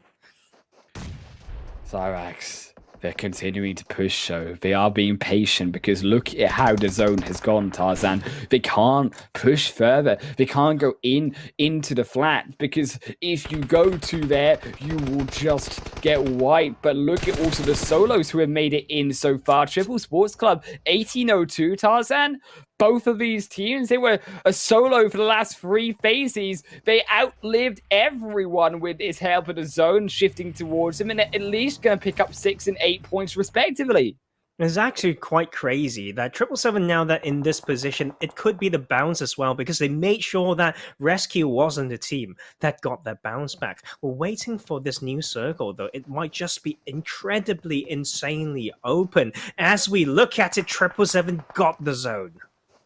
777, it is their game to lose, but there is still the solo surviving. There is still potentially even more points available to them. A little bit more hope for Triple. They are slightly further ahead in that zone, and 1802's Cute, who is unfortunately staring down the beautiful image of 4 Syrax members. Already 8 points, but they need a gain to make it across that ridge. The same old problem they have not solved in phase 7. They have 10 seconds to do just that. But how do you get across? How do you try to really find that position in the side? I think what Syrax are trying to do is just to understand they probably don't get into this zone into 777. They can take Team Savage down before that.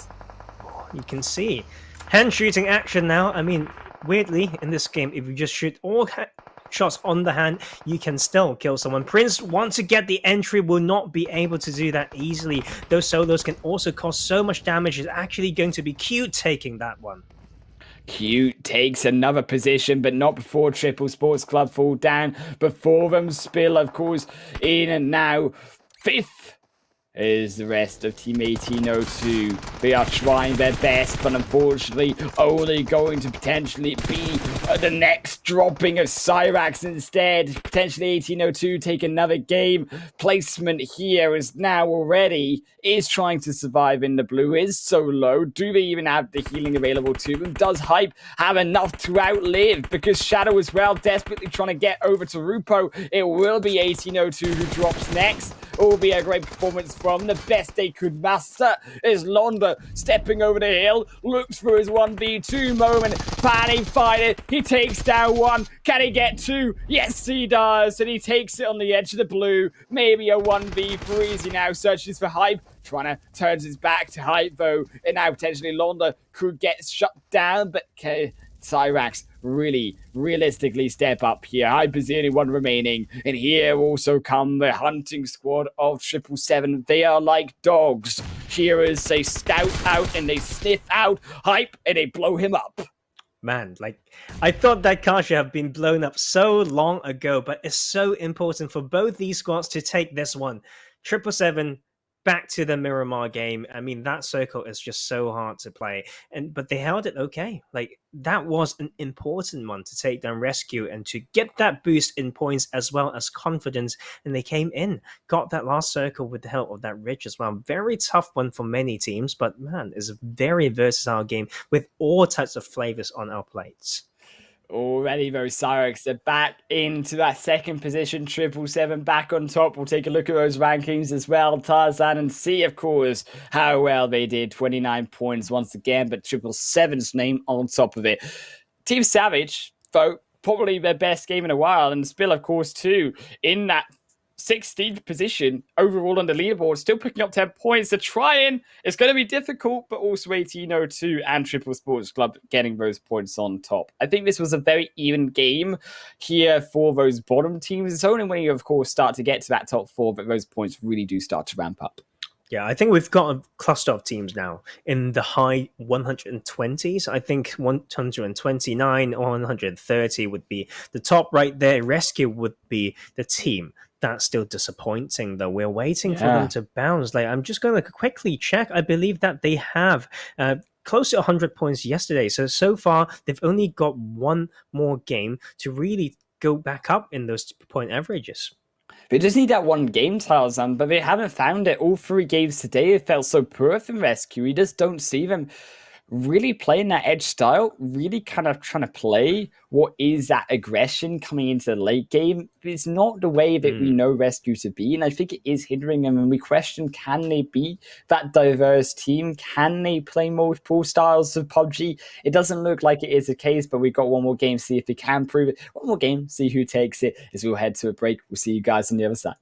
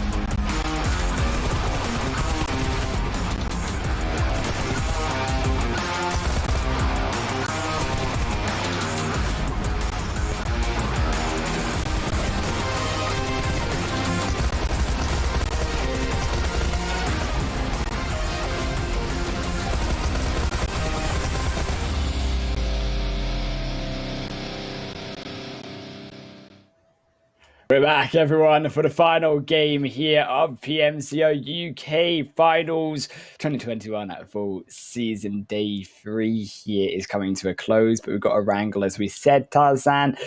I am very intrigued, though, because all today, I mean, it has not been a strong showing from any of these top teams. As we look at those overall standings, Tarzan, RESQ, they've only actually got 2 points so far today. It's a very disappointing day for them. Very harsh. Very, very harsh. I think they are the team that's got most fans as well. So they've got a lot to fill in right now. I believe they're so loyal that they're still chanting them, like for them, and in that chat, in that stream. But that is the issue, though. Like there is something that's not quite right. I know they want to play that edge style or whatnot, but there is sometimes a lot more to make sure that you can still get some points. I still feel like they are very strong. They just can't quite find the game so far. So this last one is what they want to do, because I believe they got Erangel win sometime. No, it was actually just a second place, but they came in strong for their first game ever, right? Like second place with 14 kills, so they definitely need to repeat that one. Arena51 falls pretty early on in that game through, after what seems to be a very good like game to probably their own, like first chicken in the whole of the tournament, I think. Arena51, it was their first chicken dinner in the whole of the tournament. I am pretty sure here, Tarzan. 41 points for them, but we're still in last because Spill, with that last Miramar game, were able to overtake them. I think that, again, as we said, is hyping up towards the top. I think very impressive through from Gaijin, of course, to at least rise through that leaderboard so far through the tournament. Yes, it didn't look like a great game for them. Started off in 16th position on that leaderboard in that first game, but albeit they're here now in that top 5. And I think for them, I think for all of them, to be honest, they're one good game away from stealing the show and taking that top prize. So going into the final day, it's insanely close. And I think now you're probably looking at a lot of teams and how will they drop on top of potentially each other, especially going into that final day, because maybe teams lower down on the leaderboard, they say, well, we've got nothing really to lose, but we can stop you from winning. Yeah. Oh, definitely. You can see right now, to be fair, we are looking at TSC Legends, 777 Esports, and Syrax to be basically sharing the top, just 6 points to from top to third right now. And Gaijin's at 103. So that is a good chunk of points as a buffer, to be fair. Like, it's a very decent amount. But mathematically, there's still a chance for some of these teams slightly lower down to take those spots away. Like you said, one huge game and that's it, right? So, man, but in my head, I can't bloody imagine any of those teams. Maybe I would include maybe RESQ and Gaijin, but for the rest of the teams, I can't imagine it yet, but I know it's still possible. Definitely possible indeed for anyone to take it. And I think that's what makes it so exciting coming into this final game, into the 4th day, because it is so open. I am very excited to see, in terms of watching it, how it does unfold, because it's no longer that Syrax show from day 1, right? We start to definitely see it all start to unravel. And unfortunately for Syrax, although they did take a second game, they have been struggling. TSC, I do believe they were slightly ahead of them, if my math and memory is right here, coming from that leaderboard. And I think with TSC Legends as well, with their performance in Miramar, needs to again step up. It's all kind of, I feel, in a way, if you do too well in that one day beforehand, you come into the next day, Tarzan, you kind of choke a little bit. Oh, yes. But you know what? Let's set the scene a little bit as well for this last game. We talked about how things can really get switched up. Gaijin Seraphim was the team who got the Erangel chicken dinner. In that second place and third were teams that we kind of didn't expect. I know it sounds harsh, but it's just track record, right? Like KurdVictory got 4 points yesterday, but in that single game, they've got 18. So this time around, we need to see how that game 4 goes. And we'll go back to some of these games from yesterday as well when it comes to Erangel. So we'll quickly look at that. Those winners actually were Seraphim once again in one of those games, but we've got TSC getting that 4th one. And now that they are right up the top, this is where they can really make other teams feel like, man, we have to. It's a chasing game. Chasing game indeed, as we do come through to that fourth game. And in my mind, literally what I've got right now is like watching 777 and TSC go after Kind Boy and Example UK that first match today. I mean, that's what's coming through my mind. I think we're probably going to see a little bit more of that when it comes to teams, of course, hot dropping as we predict. But I think also, to be fair, the stakes are also a lot higher. We could start to see a lot more pressure get to these top squads as a result. Try to maybe see them adapt, maybe they play differently, they try to be a bit more passive, go for those placement points over some kills. That's also my worry, because if you do start to change your style so late into this tournament, can you effectively change your style so late? Can you actually be that team that is adaptive? Because we haven't seen you be adaptive so far, really.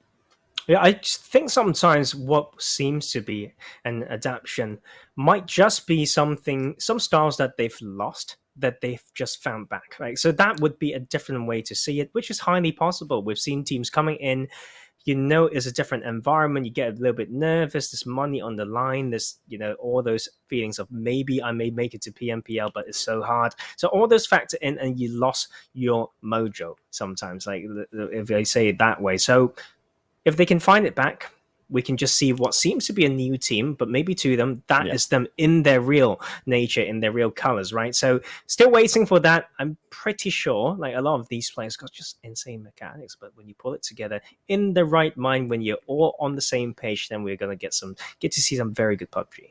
Very excited to see some very good PUBG indeed, Tarzan, but albeit, I think we also have to note that when it comes to a team like Gaijin, I'm also very interested to see if they can take through another one of these chicken dinners, because we've seen so far 2 chicken dinners out of all what have been 5 games played on Erangel so far. I mean, they are the most consistent when it comes to this in the finals. I think also Gaijin, we have seen the worst, as we said, performances on Erangel so far, and I think for them, they are one of these coin flip teams. But when I look at Gaijin coming into these finals, yes, they struggled at the start, but what I am impressed about now is the way that they can enter into the zone. And you said that their playstyle is very unique, and it's something that does catch off people when they do play against them in fights. You can see that in the way that they exchange in these fights. Something that I think having that unique playstyle, having that your own way play PUBG, something that I think is the advantage of Gaijin. I think they are kind of that dark horse that came in when nobody really expected them to do all that well. They didn't do so well in PMPL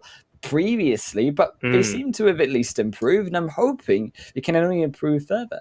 Yeah, the uncertainty was when they got a bit of a new roster, right? They lost 2 very important players, and ironically, they went to another squad and just missed the finals this time around, so didn't get to clash with their old teammates. But this new squad does have some potential. We can see it, and that unique style is almost a textbook style. So to be able to get that down is extremely important. But we do have to be very specific. We give it some context though. For certain circles, it's very hard to go in, because if you can't find that particular line of entry when it comes to threading the needle would be the term, right? Then you can't just blindly go for it. It's like circles and games, of course, it's just not 2 series of circles, on a blank piece of paper. So that is why we need to go back and see. After all, Erangel is very important, so if they can repeat that, it will be very important. As we head through into our final match, Tarzan Erangel once more, and this is our 12th match of the finals of 16. Very important now for not only, I think, teams coming through into this game itself, but more importantly, coming into the final day tomorrow. This is what you're really looking for here, Tarzan, because the mental side of it and the pressure, if you don't perform in this final game, you lose your lead or you lose your potential to take that first spot, especially if you're at the top. It puts a lot of weight on top of you for tomorrow. Oh yeah. And one day, like, for whoever could find the right mindset to motivate the whole team, that could be very, very key there, because we've seen those one last day, not just one last day, one last game to make all those differences, right? But this time, a bit of a different playing path. We haven't seen this in a while. That makes Southern Island a lot easier. We did say that the side 777 spent a lot of time. They're heading to Novo Enia, very, very dedicated and, should I say, loyal to that position. This will help them a lot when it comes to that early pacing. And the Wizard this time around using something a little bit different as well. So we see a different type of game, but it's not new for us, because this is kind of just going back to day one, I would say. Already, unfortunately, for so many of these teams in the south, though, they maybe want a little bit of peace. Unfortunately, not going to grab it, though. Finally, though, you do also see Arena51 as such do change it up. I thought they were going to drop actually in towards Syrax. That could have been an interesting trade through and an instant drop onto Syrax to try punish him early on. Instead, they don't really have the bravery for it. Instead, of course, they have changed up towards Primorsk, and they will actually have the zone better off for it, however, and a lot better than a lot of those teams on the east, because that zone not really complementing the playing path at all. It's going to be a little bit of a bother for these teams, but I think when you always look towards the western zone, I always love to see going from one side of Erangel horizontally to the next, finding it easier than going from north to south or south to north, because you have a lot more options when it comes to the south side, when it comes to the north side in particular, as well as just honestly going through those main parts of Erangel itself, trying to sneak around those hills. Yeah. Oh, but early not coming through. So that is going to be, you know what? It's not new at this point. I feel like, especially around school apartments in Rozhok, it's getting so intensive. It's like teams don't want to let go of any spot right there. So RESQ now in here definitely need those big games. Like otherwise, if they imagine going out with no points, like that's going to be insane. It's like they've got 2 points all day. That is unacceptable for everyone, especially for a team that we've hyped them up to, like to be able to maybe get to the PMPL. Here is now RESQ, another one of those teams who were coming into the finals, who have been in the PMPL Tarzan. They've, of course, as we said, only earned 2 points so far today, and it has been by far one of their worst performances. A little bit of a dodge out on top of each other. Pure RESQ, Hyper's head feels a little bit shaken indeed. Albeit, RESQ, they need to fix whatever is inside their heads right now, because it has not been a strong day from them, as we said. And I think that Erangel, going back to it though, the fundamentals, it is their best map overall. I just want to see them go back to how they love to play PUBG. And again, going back to that edge style, because they are so good at it. And I feel that, yes, you are trying to try something different. You're trying to be a team that goes aggressive. Yes, you are an aggressive squad at that, but it's not the way that RESQ play overall. Yeah, and I think they just need to know how to make use of that style to apply to the right side of the map. Like, I'm not sure whether they've done as much work as we want a top squad to do when it comes to studying early games and, you know, drop locations and all that. Like, if they've done that, I feel like they can set some very good roadblock in certain parts of the map. So I think it's really, there's no excuse, right? You've spent all those days allowing yourself to get familiar with the rest of the squads. Of course, there's a lot who didn't make it to the finals, but then those spreadsheets that I like talking about, which I may make a video on that sometime, those are very important. Yes. And that is going to be so key. Like 1802 right now, not really getting much attention. Same for the amount of fights, I would say. So they have not been very, you know, aggressive in their positions. It's more like responding to things rather than playing it proactively, which is a bit different to what we remembered them to be after that group stage. I'm going to hold you to that, Tarzan. I want to see it, because I know that your knowledge, it runs deep. And to be fair, a lot of these teams could really use that extra knowledge, I think, when it comes to their homework. And I want to see also these teams also look back at those VODs a little bit more, because you do see them making those same mistakes. I mean, particularly here for a series of teams, I'm not going to call out Team Savage once more, because I think that they have been improving, especially from that last game. They still were able to pull off a decent amount of points. I do want to see overall, as generally, teams play it better through the course of a tournament. I wanted to see that journey of teams by now coming into the third day, the fourth day, to really show that they are aware of their stuff, to really show how they have learned throughout the entirety of the group into the finals.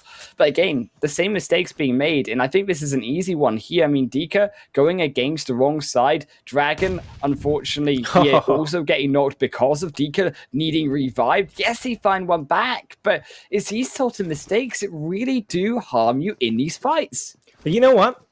When we talk about the studying in the early game, this is where we apply it, right? Blind crash into Gatka. Guys, tell me, how many times did you see Team Savage in Gatka?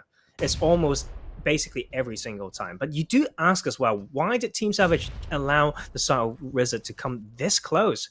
Because they would just tell you, we're just still looting, man. We're not ready to fight. And that's the problem with that versatility and mentality. After they defended this one, okay. So that will be 3-0 to their side, and it's down to them to take it even further. Squad wipes come through from a very careless rotation. And when it comes to responding to that, they left themselves behind certain spots that can really be reset. And that was the problem. And Team Savage, if we don't take this, is really not going to be worth it to root for you. It's going to be quite hard, to be fair, and they will get it from their home, which is Gatka. They will continue to hold that spot. Gaijin, though, we talked about how they got 2 chicken dinners the past 2 days, both in game 1, both on Erangel, and this time with a lot of distance to cover.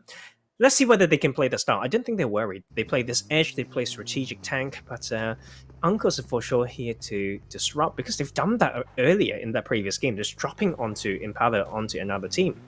Yeah, one of the most tricky rotations for Gaijin, of course. They are 2,000 meters out. They had to come for Milton Power, which when you looked at that map previously at the start of the game, there was a lot of teams in around your location, in around the easiest way, of course, to get in towards that zone, in towards Gatka, which was that center where Team Savage are. Because if you try to go further just straight in that line, you will run into about 2 to 3 teams along the way, which, of course, is not going to work out very well for Gaijin at all. But so that was that north side. RESQ, they are holding up onto the Everest. And actually, can I just go back all the way to Spring Split? Was it actually RESQ? Yes, it yes, held yes. Everest every single time in Spring Split on this area? Oh man, like you just, that synergy right there. I was about to say that exact same thing. Like some of these biggest wins towards the end of the tournament as well was when they controlled this beautifully and slowly worked their way down and cleared every side that's in front of them. That is how they got those like 16, 18 kills chicken dinners. And right here, they need to hold it against the side born for victory. Helu actually very patient in here. He came in first. He kept absolutely quiet and have been passing info to his teammates for the past minute.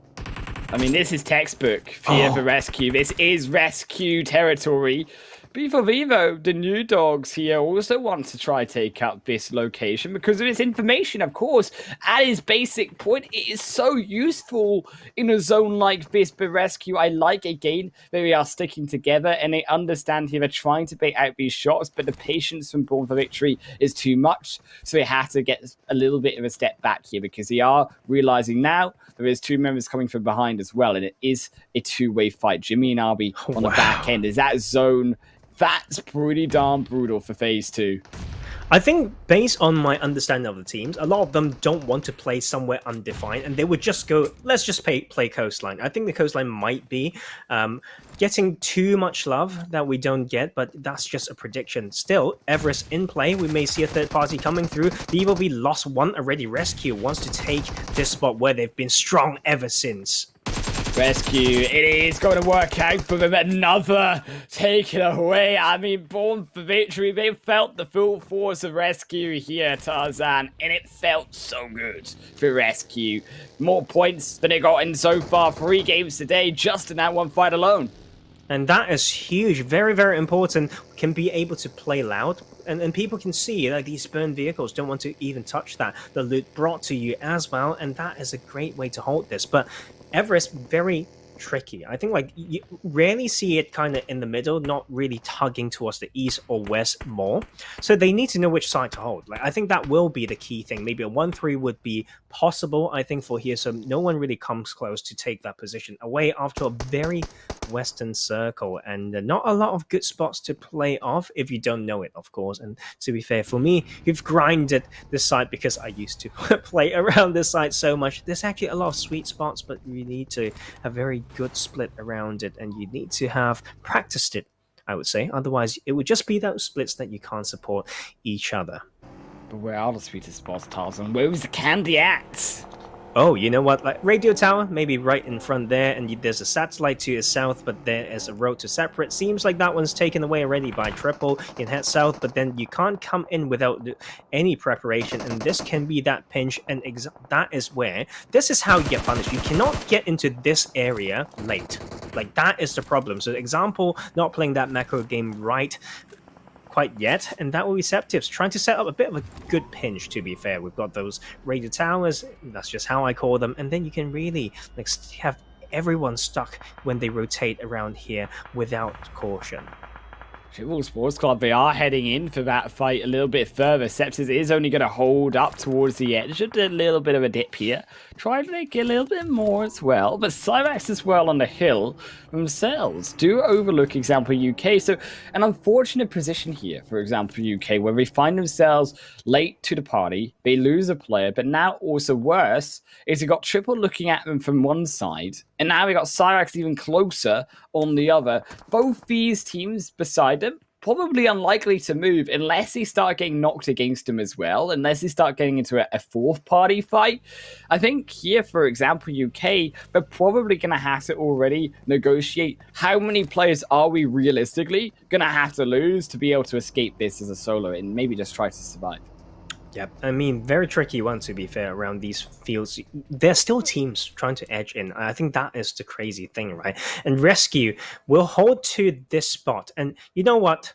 I respect that. I think not being able to take the hard covers later on, and with the zone going to, that could be quite tricky. I mean, they know South Georgia will anyway, and I expect them to make the most out of this. We are going to have that shift. It goes over to the west. So that will be Everest actually quite on that edge. I think there will still be teams trying to touch it just because, you know, that might still be good textbook wise, but so many split compounds still very strong, and the coastline is also strong, but you need to know which part to take it. And we can see this side Triple trying to exert dominance. The problem would be if they've been playing so loud, how do they get out potentially later? But this is time to farm, to be fair. Enough ridgeline, enough grass, enough dips for them to maneuver through later on. I actually really appreciate, though, on that map, the rotation coming through from RESQ, Tarzan, because RESQ, they're already heading towards that beach. And yes, you said it, well, Everest is still available. I think that it's smart, actually, to be playing along this coastal line because, yes, it is going to be not quite the center, but it is very close to the center of the zone, even being on that edge because of how far west that zone has gone. I think that teams here being that far front, being that proactive, it will work out for them. Albeit RESQ, they do have a slight little bit of a tricky position. I think that if teams like TSC Legends, they do push up, it's going to be quite easy for them to get quite close and maybe find those initial knocks, but also, albeit it will still be difficult to take down RESQ in this location as well because of the fact that they do have such a strong four-wall protection, and it's so open on that front side towards the coast. They're going to be able to take down anyone who rotates around there late. Is also Conqueror rotating late once more as another punish by Triple. And Triple is playing it right. Like, this is exactly how to play the spot, and they're doing it beautifully. I think it's not easy to find the best part to park your car as well. So to be able to control this, get some kills, and keep your resources quite there, that is a great job by them, and they will be pushing people, you know, away from there. But the next rotation could be harsh if it goes away, so they need to start to have some split. Team Savage continue with their wrath. That is probably one of the strongest early game that we've seen. One of the strongest early games, him coming out of Erangel already. 14 minutes in, they've already grabbed 5 kills so far, and are looking for a second fight, though. They take another shadow. Can they go back? Can they reset? Take 2? They just cannot find the shots onto El Chapo, though. And a not player Paraboy on the backside trying to give information. There comes the second. The revive coming on to 3. Please, Shadow, come further. And yes, they grab it. Shadow takes a third with the help of UV as well. And now also Uncle's UK wiped. 8 kills so far for Team Savage. They are looking great off of that momentum from Game 3. Wow, you know what? It could be too late, but it's better late than never. And hopefully they can get these early kills by themselves to snowball, you know, something that they've started, not relying on someone to screw up, right? But that will be Triple still controlling that one. This is very important for them. This position, although on the edge, has great sightlines compared to all that southern circle, is still the strongest. There are still a lot of good positions to hold, though. The hospital itself can be very strong, but teams don't want to touch it without some scouting. It's actually very hard to get out of if there are teams coming after you and to surround you, and that is the tricky thing. Like, that is the thinking that these teams need to have when it comes to getting a spot and how to split around it. Example UK, unfortunately as well, they have had a tricky rotation in, but they did get out. And I think this is also a surprise to me because I thought Example UK would have to probably sacrifice members considering, but the fact that Syrax, they also moved away, given that opening as well. So actually they do survive. Unfortunately, not so much can be said both for Shadow. It's going to be knocked, and Team Savage, they're facing the problem here of being super late around this area. You cannot, though, be able to rotate this far into the south side. When you talked about this location being so open, so punishable, for trying to expect that there will be locations given to them. Now, 10 minutes realistically into the game around this location, it's just not going to be the case. Well, I mean, if they know the map, the bottom right quadrant of this circle has been saturated for the past two phases. That is just the nature of that field. So if they've been playing around the west, just find a spot to come in from the west, but they just want to play that. It's like a bit of a textbook white rotation without adding a good context to it, and they get punished for that. On this other hand, we see this northern side, a lot of rich to play. Still, we can see Kelly Boy actually has been surprising us with a little bit of good individual play so far today. So let's see whether he can bring Spill up, because they are still pretty much at the bottom.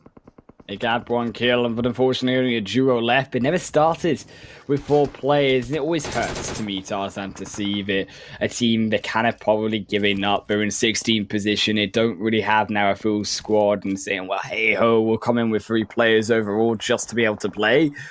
It's unfortunate because I think that Spill, when they're on form, we've seen them play great games. I think we've seen the potential for every single team in these finals, no matter how much we have praised or criticized any individual team on their own play. We've all had good games previously in this tournament, and that is something that I won't be able to see potentially here from Spill again, and that upsets me, to be honest, Tarzan, because when they play on top, as we said, they play really well. Unfortunately for Syrax as well, they are going to struggle here as they do look one down into the knock. Scythe was taken away, but they do find the smoke bank, they find a revive, but unfortunately for Syrax's position, the 2-2 split, Tarzan, it's not really looking all that strong, considering that those 2 in the center, they're looking a little bit dicey, and those 2 in the back, they're on the edge of the south side of zone.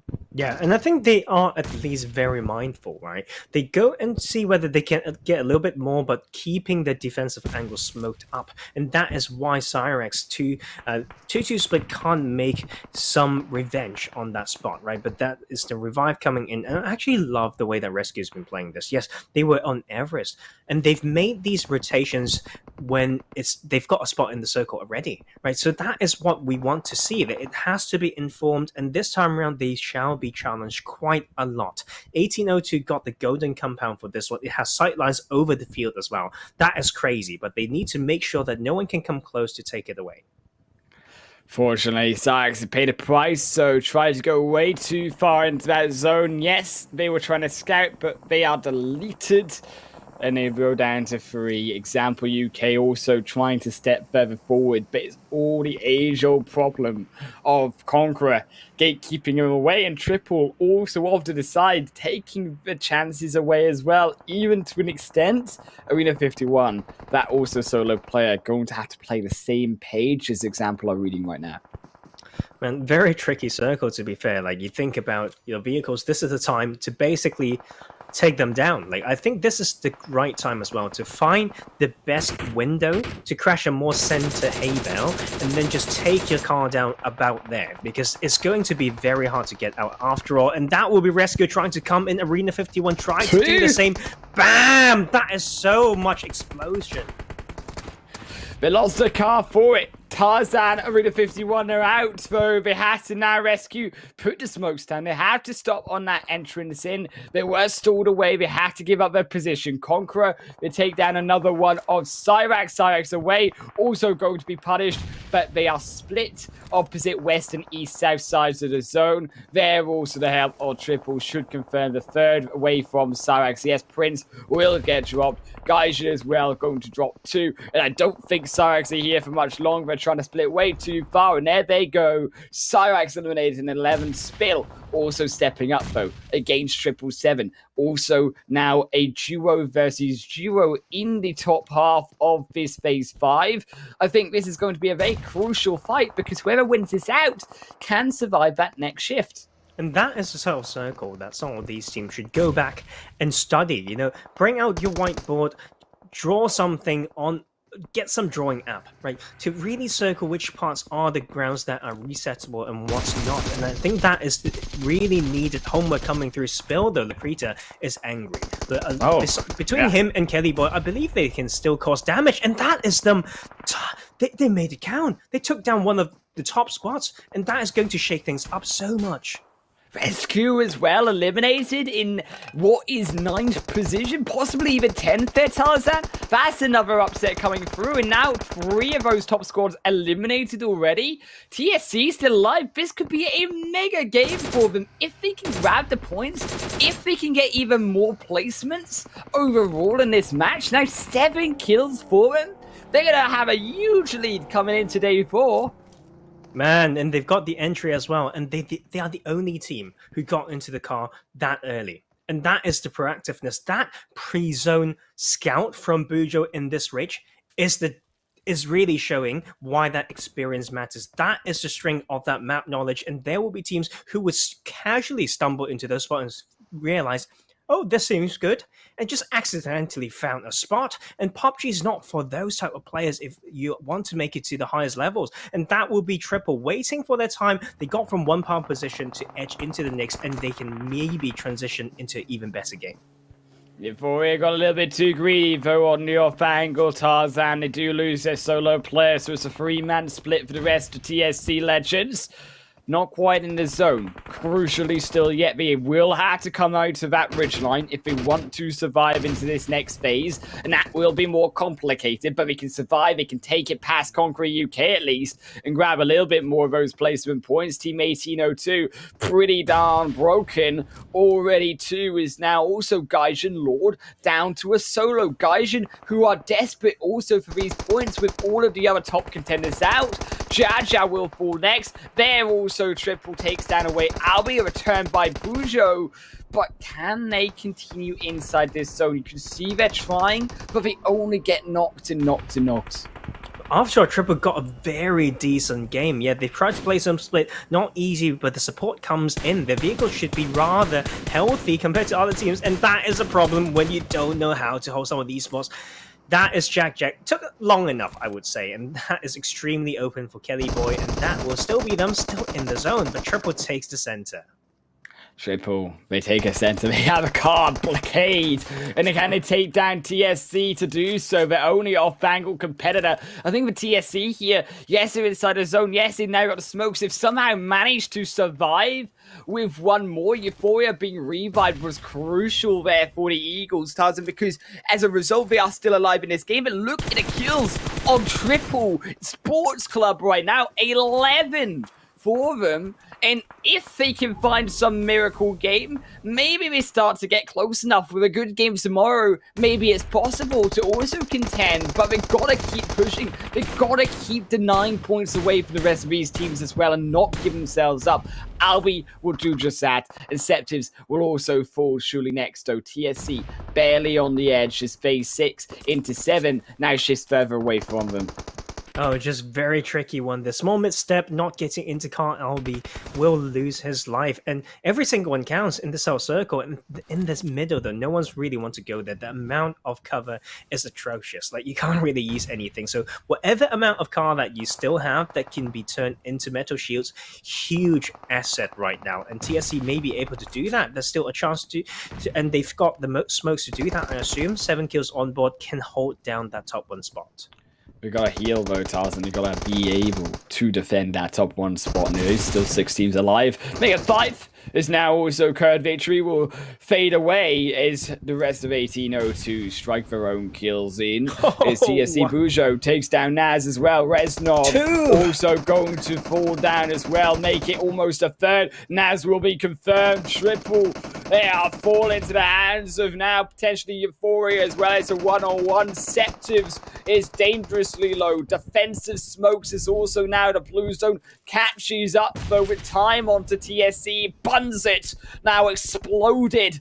There's the rest of 1802. They too struggled down to just a duo. But TSC for the next to drop out of the game it's all down to solos. It's all down to duos. And 1802, yes, they've got a full squad, but the revives need to come through too. Man, and Spill made it to end game. That is so important for them. They've at least gotten like 14 points, I would say. Like 6 coming from those kills and 8 from the placement. And this is the time to go a little bit more silent. Gaijin actually still in the game, but Triple can maybe make that count, but 1v1v 2v2, that is going to be so close. So we'll find the sideline lot opens. Guess one, but is it worth it? Was it worth it, Tarzan, when he could have just survived? The blue zone is coming in. They're going to try confirm Cute away. They will grab him. But it's to the hands of Spill. Spill steal it away. Gaijin Lord could not take it. Instead, he only gave away their position. They tried to spray further forward, but they get nothing for it. And it's heartbreak for them and wishing maybe it stays silent in that situation. It's Spill up to 7 points. This is still a comeback for them. Yes, it is only going to be for more money. But Spill, they have all of the momentum in hand. Livco, they're trying to spot him out, is now as well. It's all this duo, Tarzan. Kelly Boy and Lucreta in the last game as well. The ones to carry in this one as well. They are carrying. They almost take down Livco. They survive another. There goes Septives. Kelly Boy strikes their 8th. Can they strike their 9th? Can they strike that Erangel chicken dinner? It's 1802. They grab it, but it's a distraction. And it's a grenade in the face. It's Spill. They've taken that victory. It's duo, man. They come in as a trio. They divert expectations. Tarzan, you don't need a full squad to win. Man, like if you asked me 2 phases ago, who would win? And you allow me to pick, I don't know, 7 teams, I still wouldn't pick Spill. And that's how crazy that was. That circle was insane. And that ending was just so interesting as well. You could see the hand. You want to spray him down. Then he still got a teammate and his nade ended you from that same hand that you shot. What a way to really twist it. And we're just down to those 4 games out of 16. I can't believe it. We're so close to crowning those representatives. And it's just really getting to heat up. So much upset today, Tarzan. That is the headline of absolutely every single game this night. She said 4 more, but I'm also excited to see how those overall standings really play out because to be fair, honestly, they probably look very even considering, especially for even those teams heading up to that top 5 that we said coming at the really halfway point today, that they could really start to all be only those 5 teams. I don't even think so anymore. I think that now we're coming into a final day where it's again going to be similar story to as that spring split, right? It's going to come down to that last game, those final 5 who grabs those points. Pretty crazy. Last time we've got some buffer, right? Because to be fair, everyone wants to get to the PMPL. Is a bit harsh, like this time round for this season too. But we will still have that 1 squad, and is every tournament, to be fair, down to those 1 or 2 fights. And sometimes you think it's the last game, but a lot of those moments that mattered like happened a few days ago when they swing that momentum and all that stuff. So let's look at those leaderboard. We have TSC Legends still leading the charts. Like after all, they've been getting into somewhat those end game, and that really mattered. TSC Legends, they are on top though, Tarzan. It's not a strong lead though. It's only going to be 13 points of a lead ahead of 777, but at least there is some lead ahead of then Syrax and Gaijin, also RESQ. They tried to grab the points, but it's again only going to be a 11-point day, I believe, from them so far today. A very disappointing showing considering they could have clearly been on the top still had they just had at least 1 good game. Even to an extent, though, 1802, you could argue that even they are in the line with, if they have those crazy days, TSC Legends, they have a poor day, you could still see them catch up. I mean, it has been a case right now, and I'm not going to knock it, that all of these top 5, they haven't had the cleanest of series so far in these finals. Yeah, but 777 is on their way up though. Like across the top squads, they were the team that not only have the best day so far with 50 plus points, they've also gotten the much needed chicken dinner. They have not gotten one so far, and it's actually surprising for the way that they played in those group stages. Let's not forget that they were the first seed, like by far, like so strong, and their fight and confidence was by far the best. But now coming in, that is going to change, and it has changed. But this is for them to really continue to prove it. Like Syrax, we know they can bounce, and it's about time. Like Gaijin's coming close as well. Man, I don't know how to think around this anymore. Like RESQ finally got out of the bubble just a little bit, but not quite there yet. 11-point day, still heartbreak. I also just find it really crazy to the fact that in the last two games, Spill have literally gone from 16th to 10th position. I mean, the money difference in those last two games alone that Lakrita and Kelly Boy have been able to muster for their squad is pretty crazy itself. It's insane. Like, I think there are certain different ways when you play around with the numbers that can make things always crazier. Like, for example, Arena51, 26-point game. So that means they've gotten 16 points in total in 11 games. That is less than 2 points per game. And that is not... We expect a lot more. I believe they expect it more as well. And sometimes it just take out the human side of you when you're just facing the numbers. But after all, that's what we're looking at. And there are so many things behind that scene, but there were enough that we saw on screen as well to explain why they've been struggling. I think that it is going to be pretty intense around not only the top side of the leaderboard, but as we said, by Spill rising up, you can see clearly a lot of other teams can do just that. They can actually steal a lot of money away from other squads if they can just have that good one day. And if we all come down to that pressure of that final day, who can show up, Tarzan? That is the question for the same time. Same place tomorrow. Myself and Tarzan will be with you for the final PMCO UK full split season, the final PMCO UK game of this year. We'll see you then.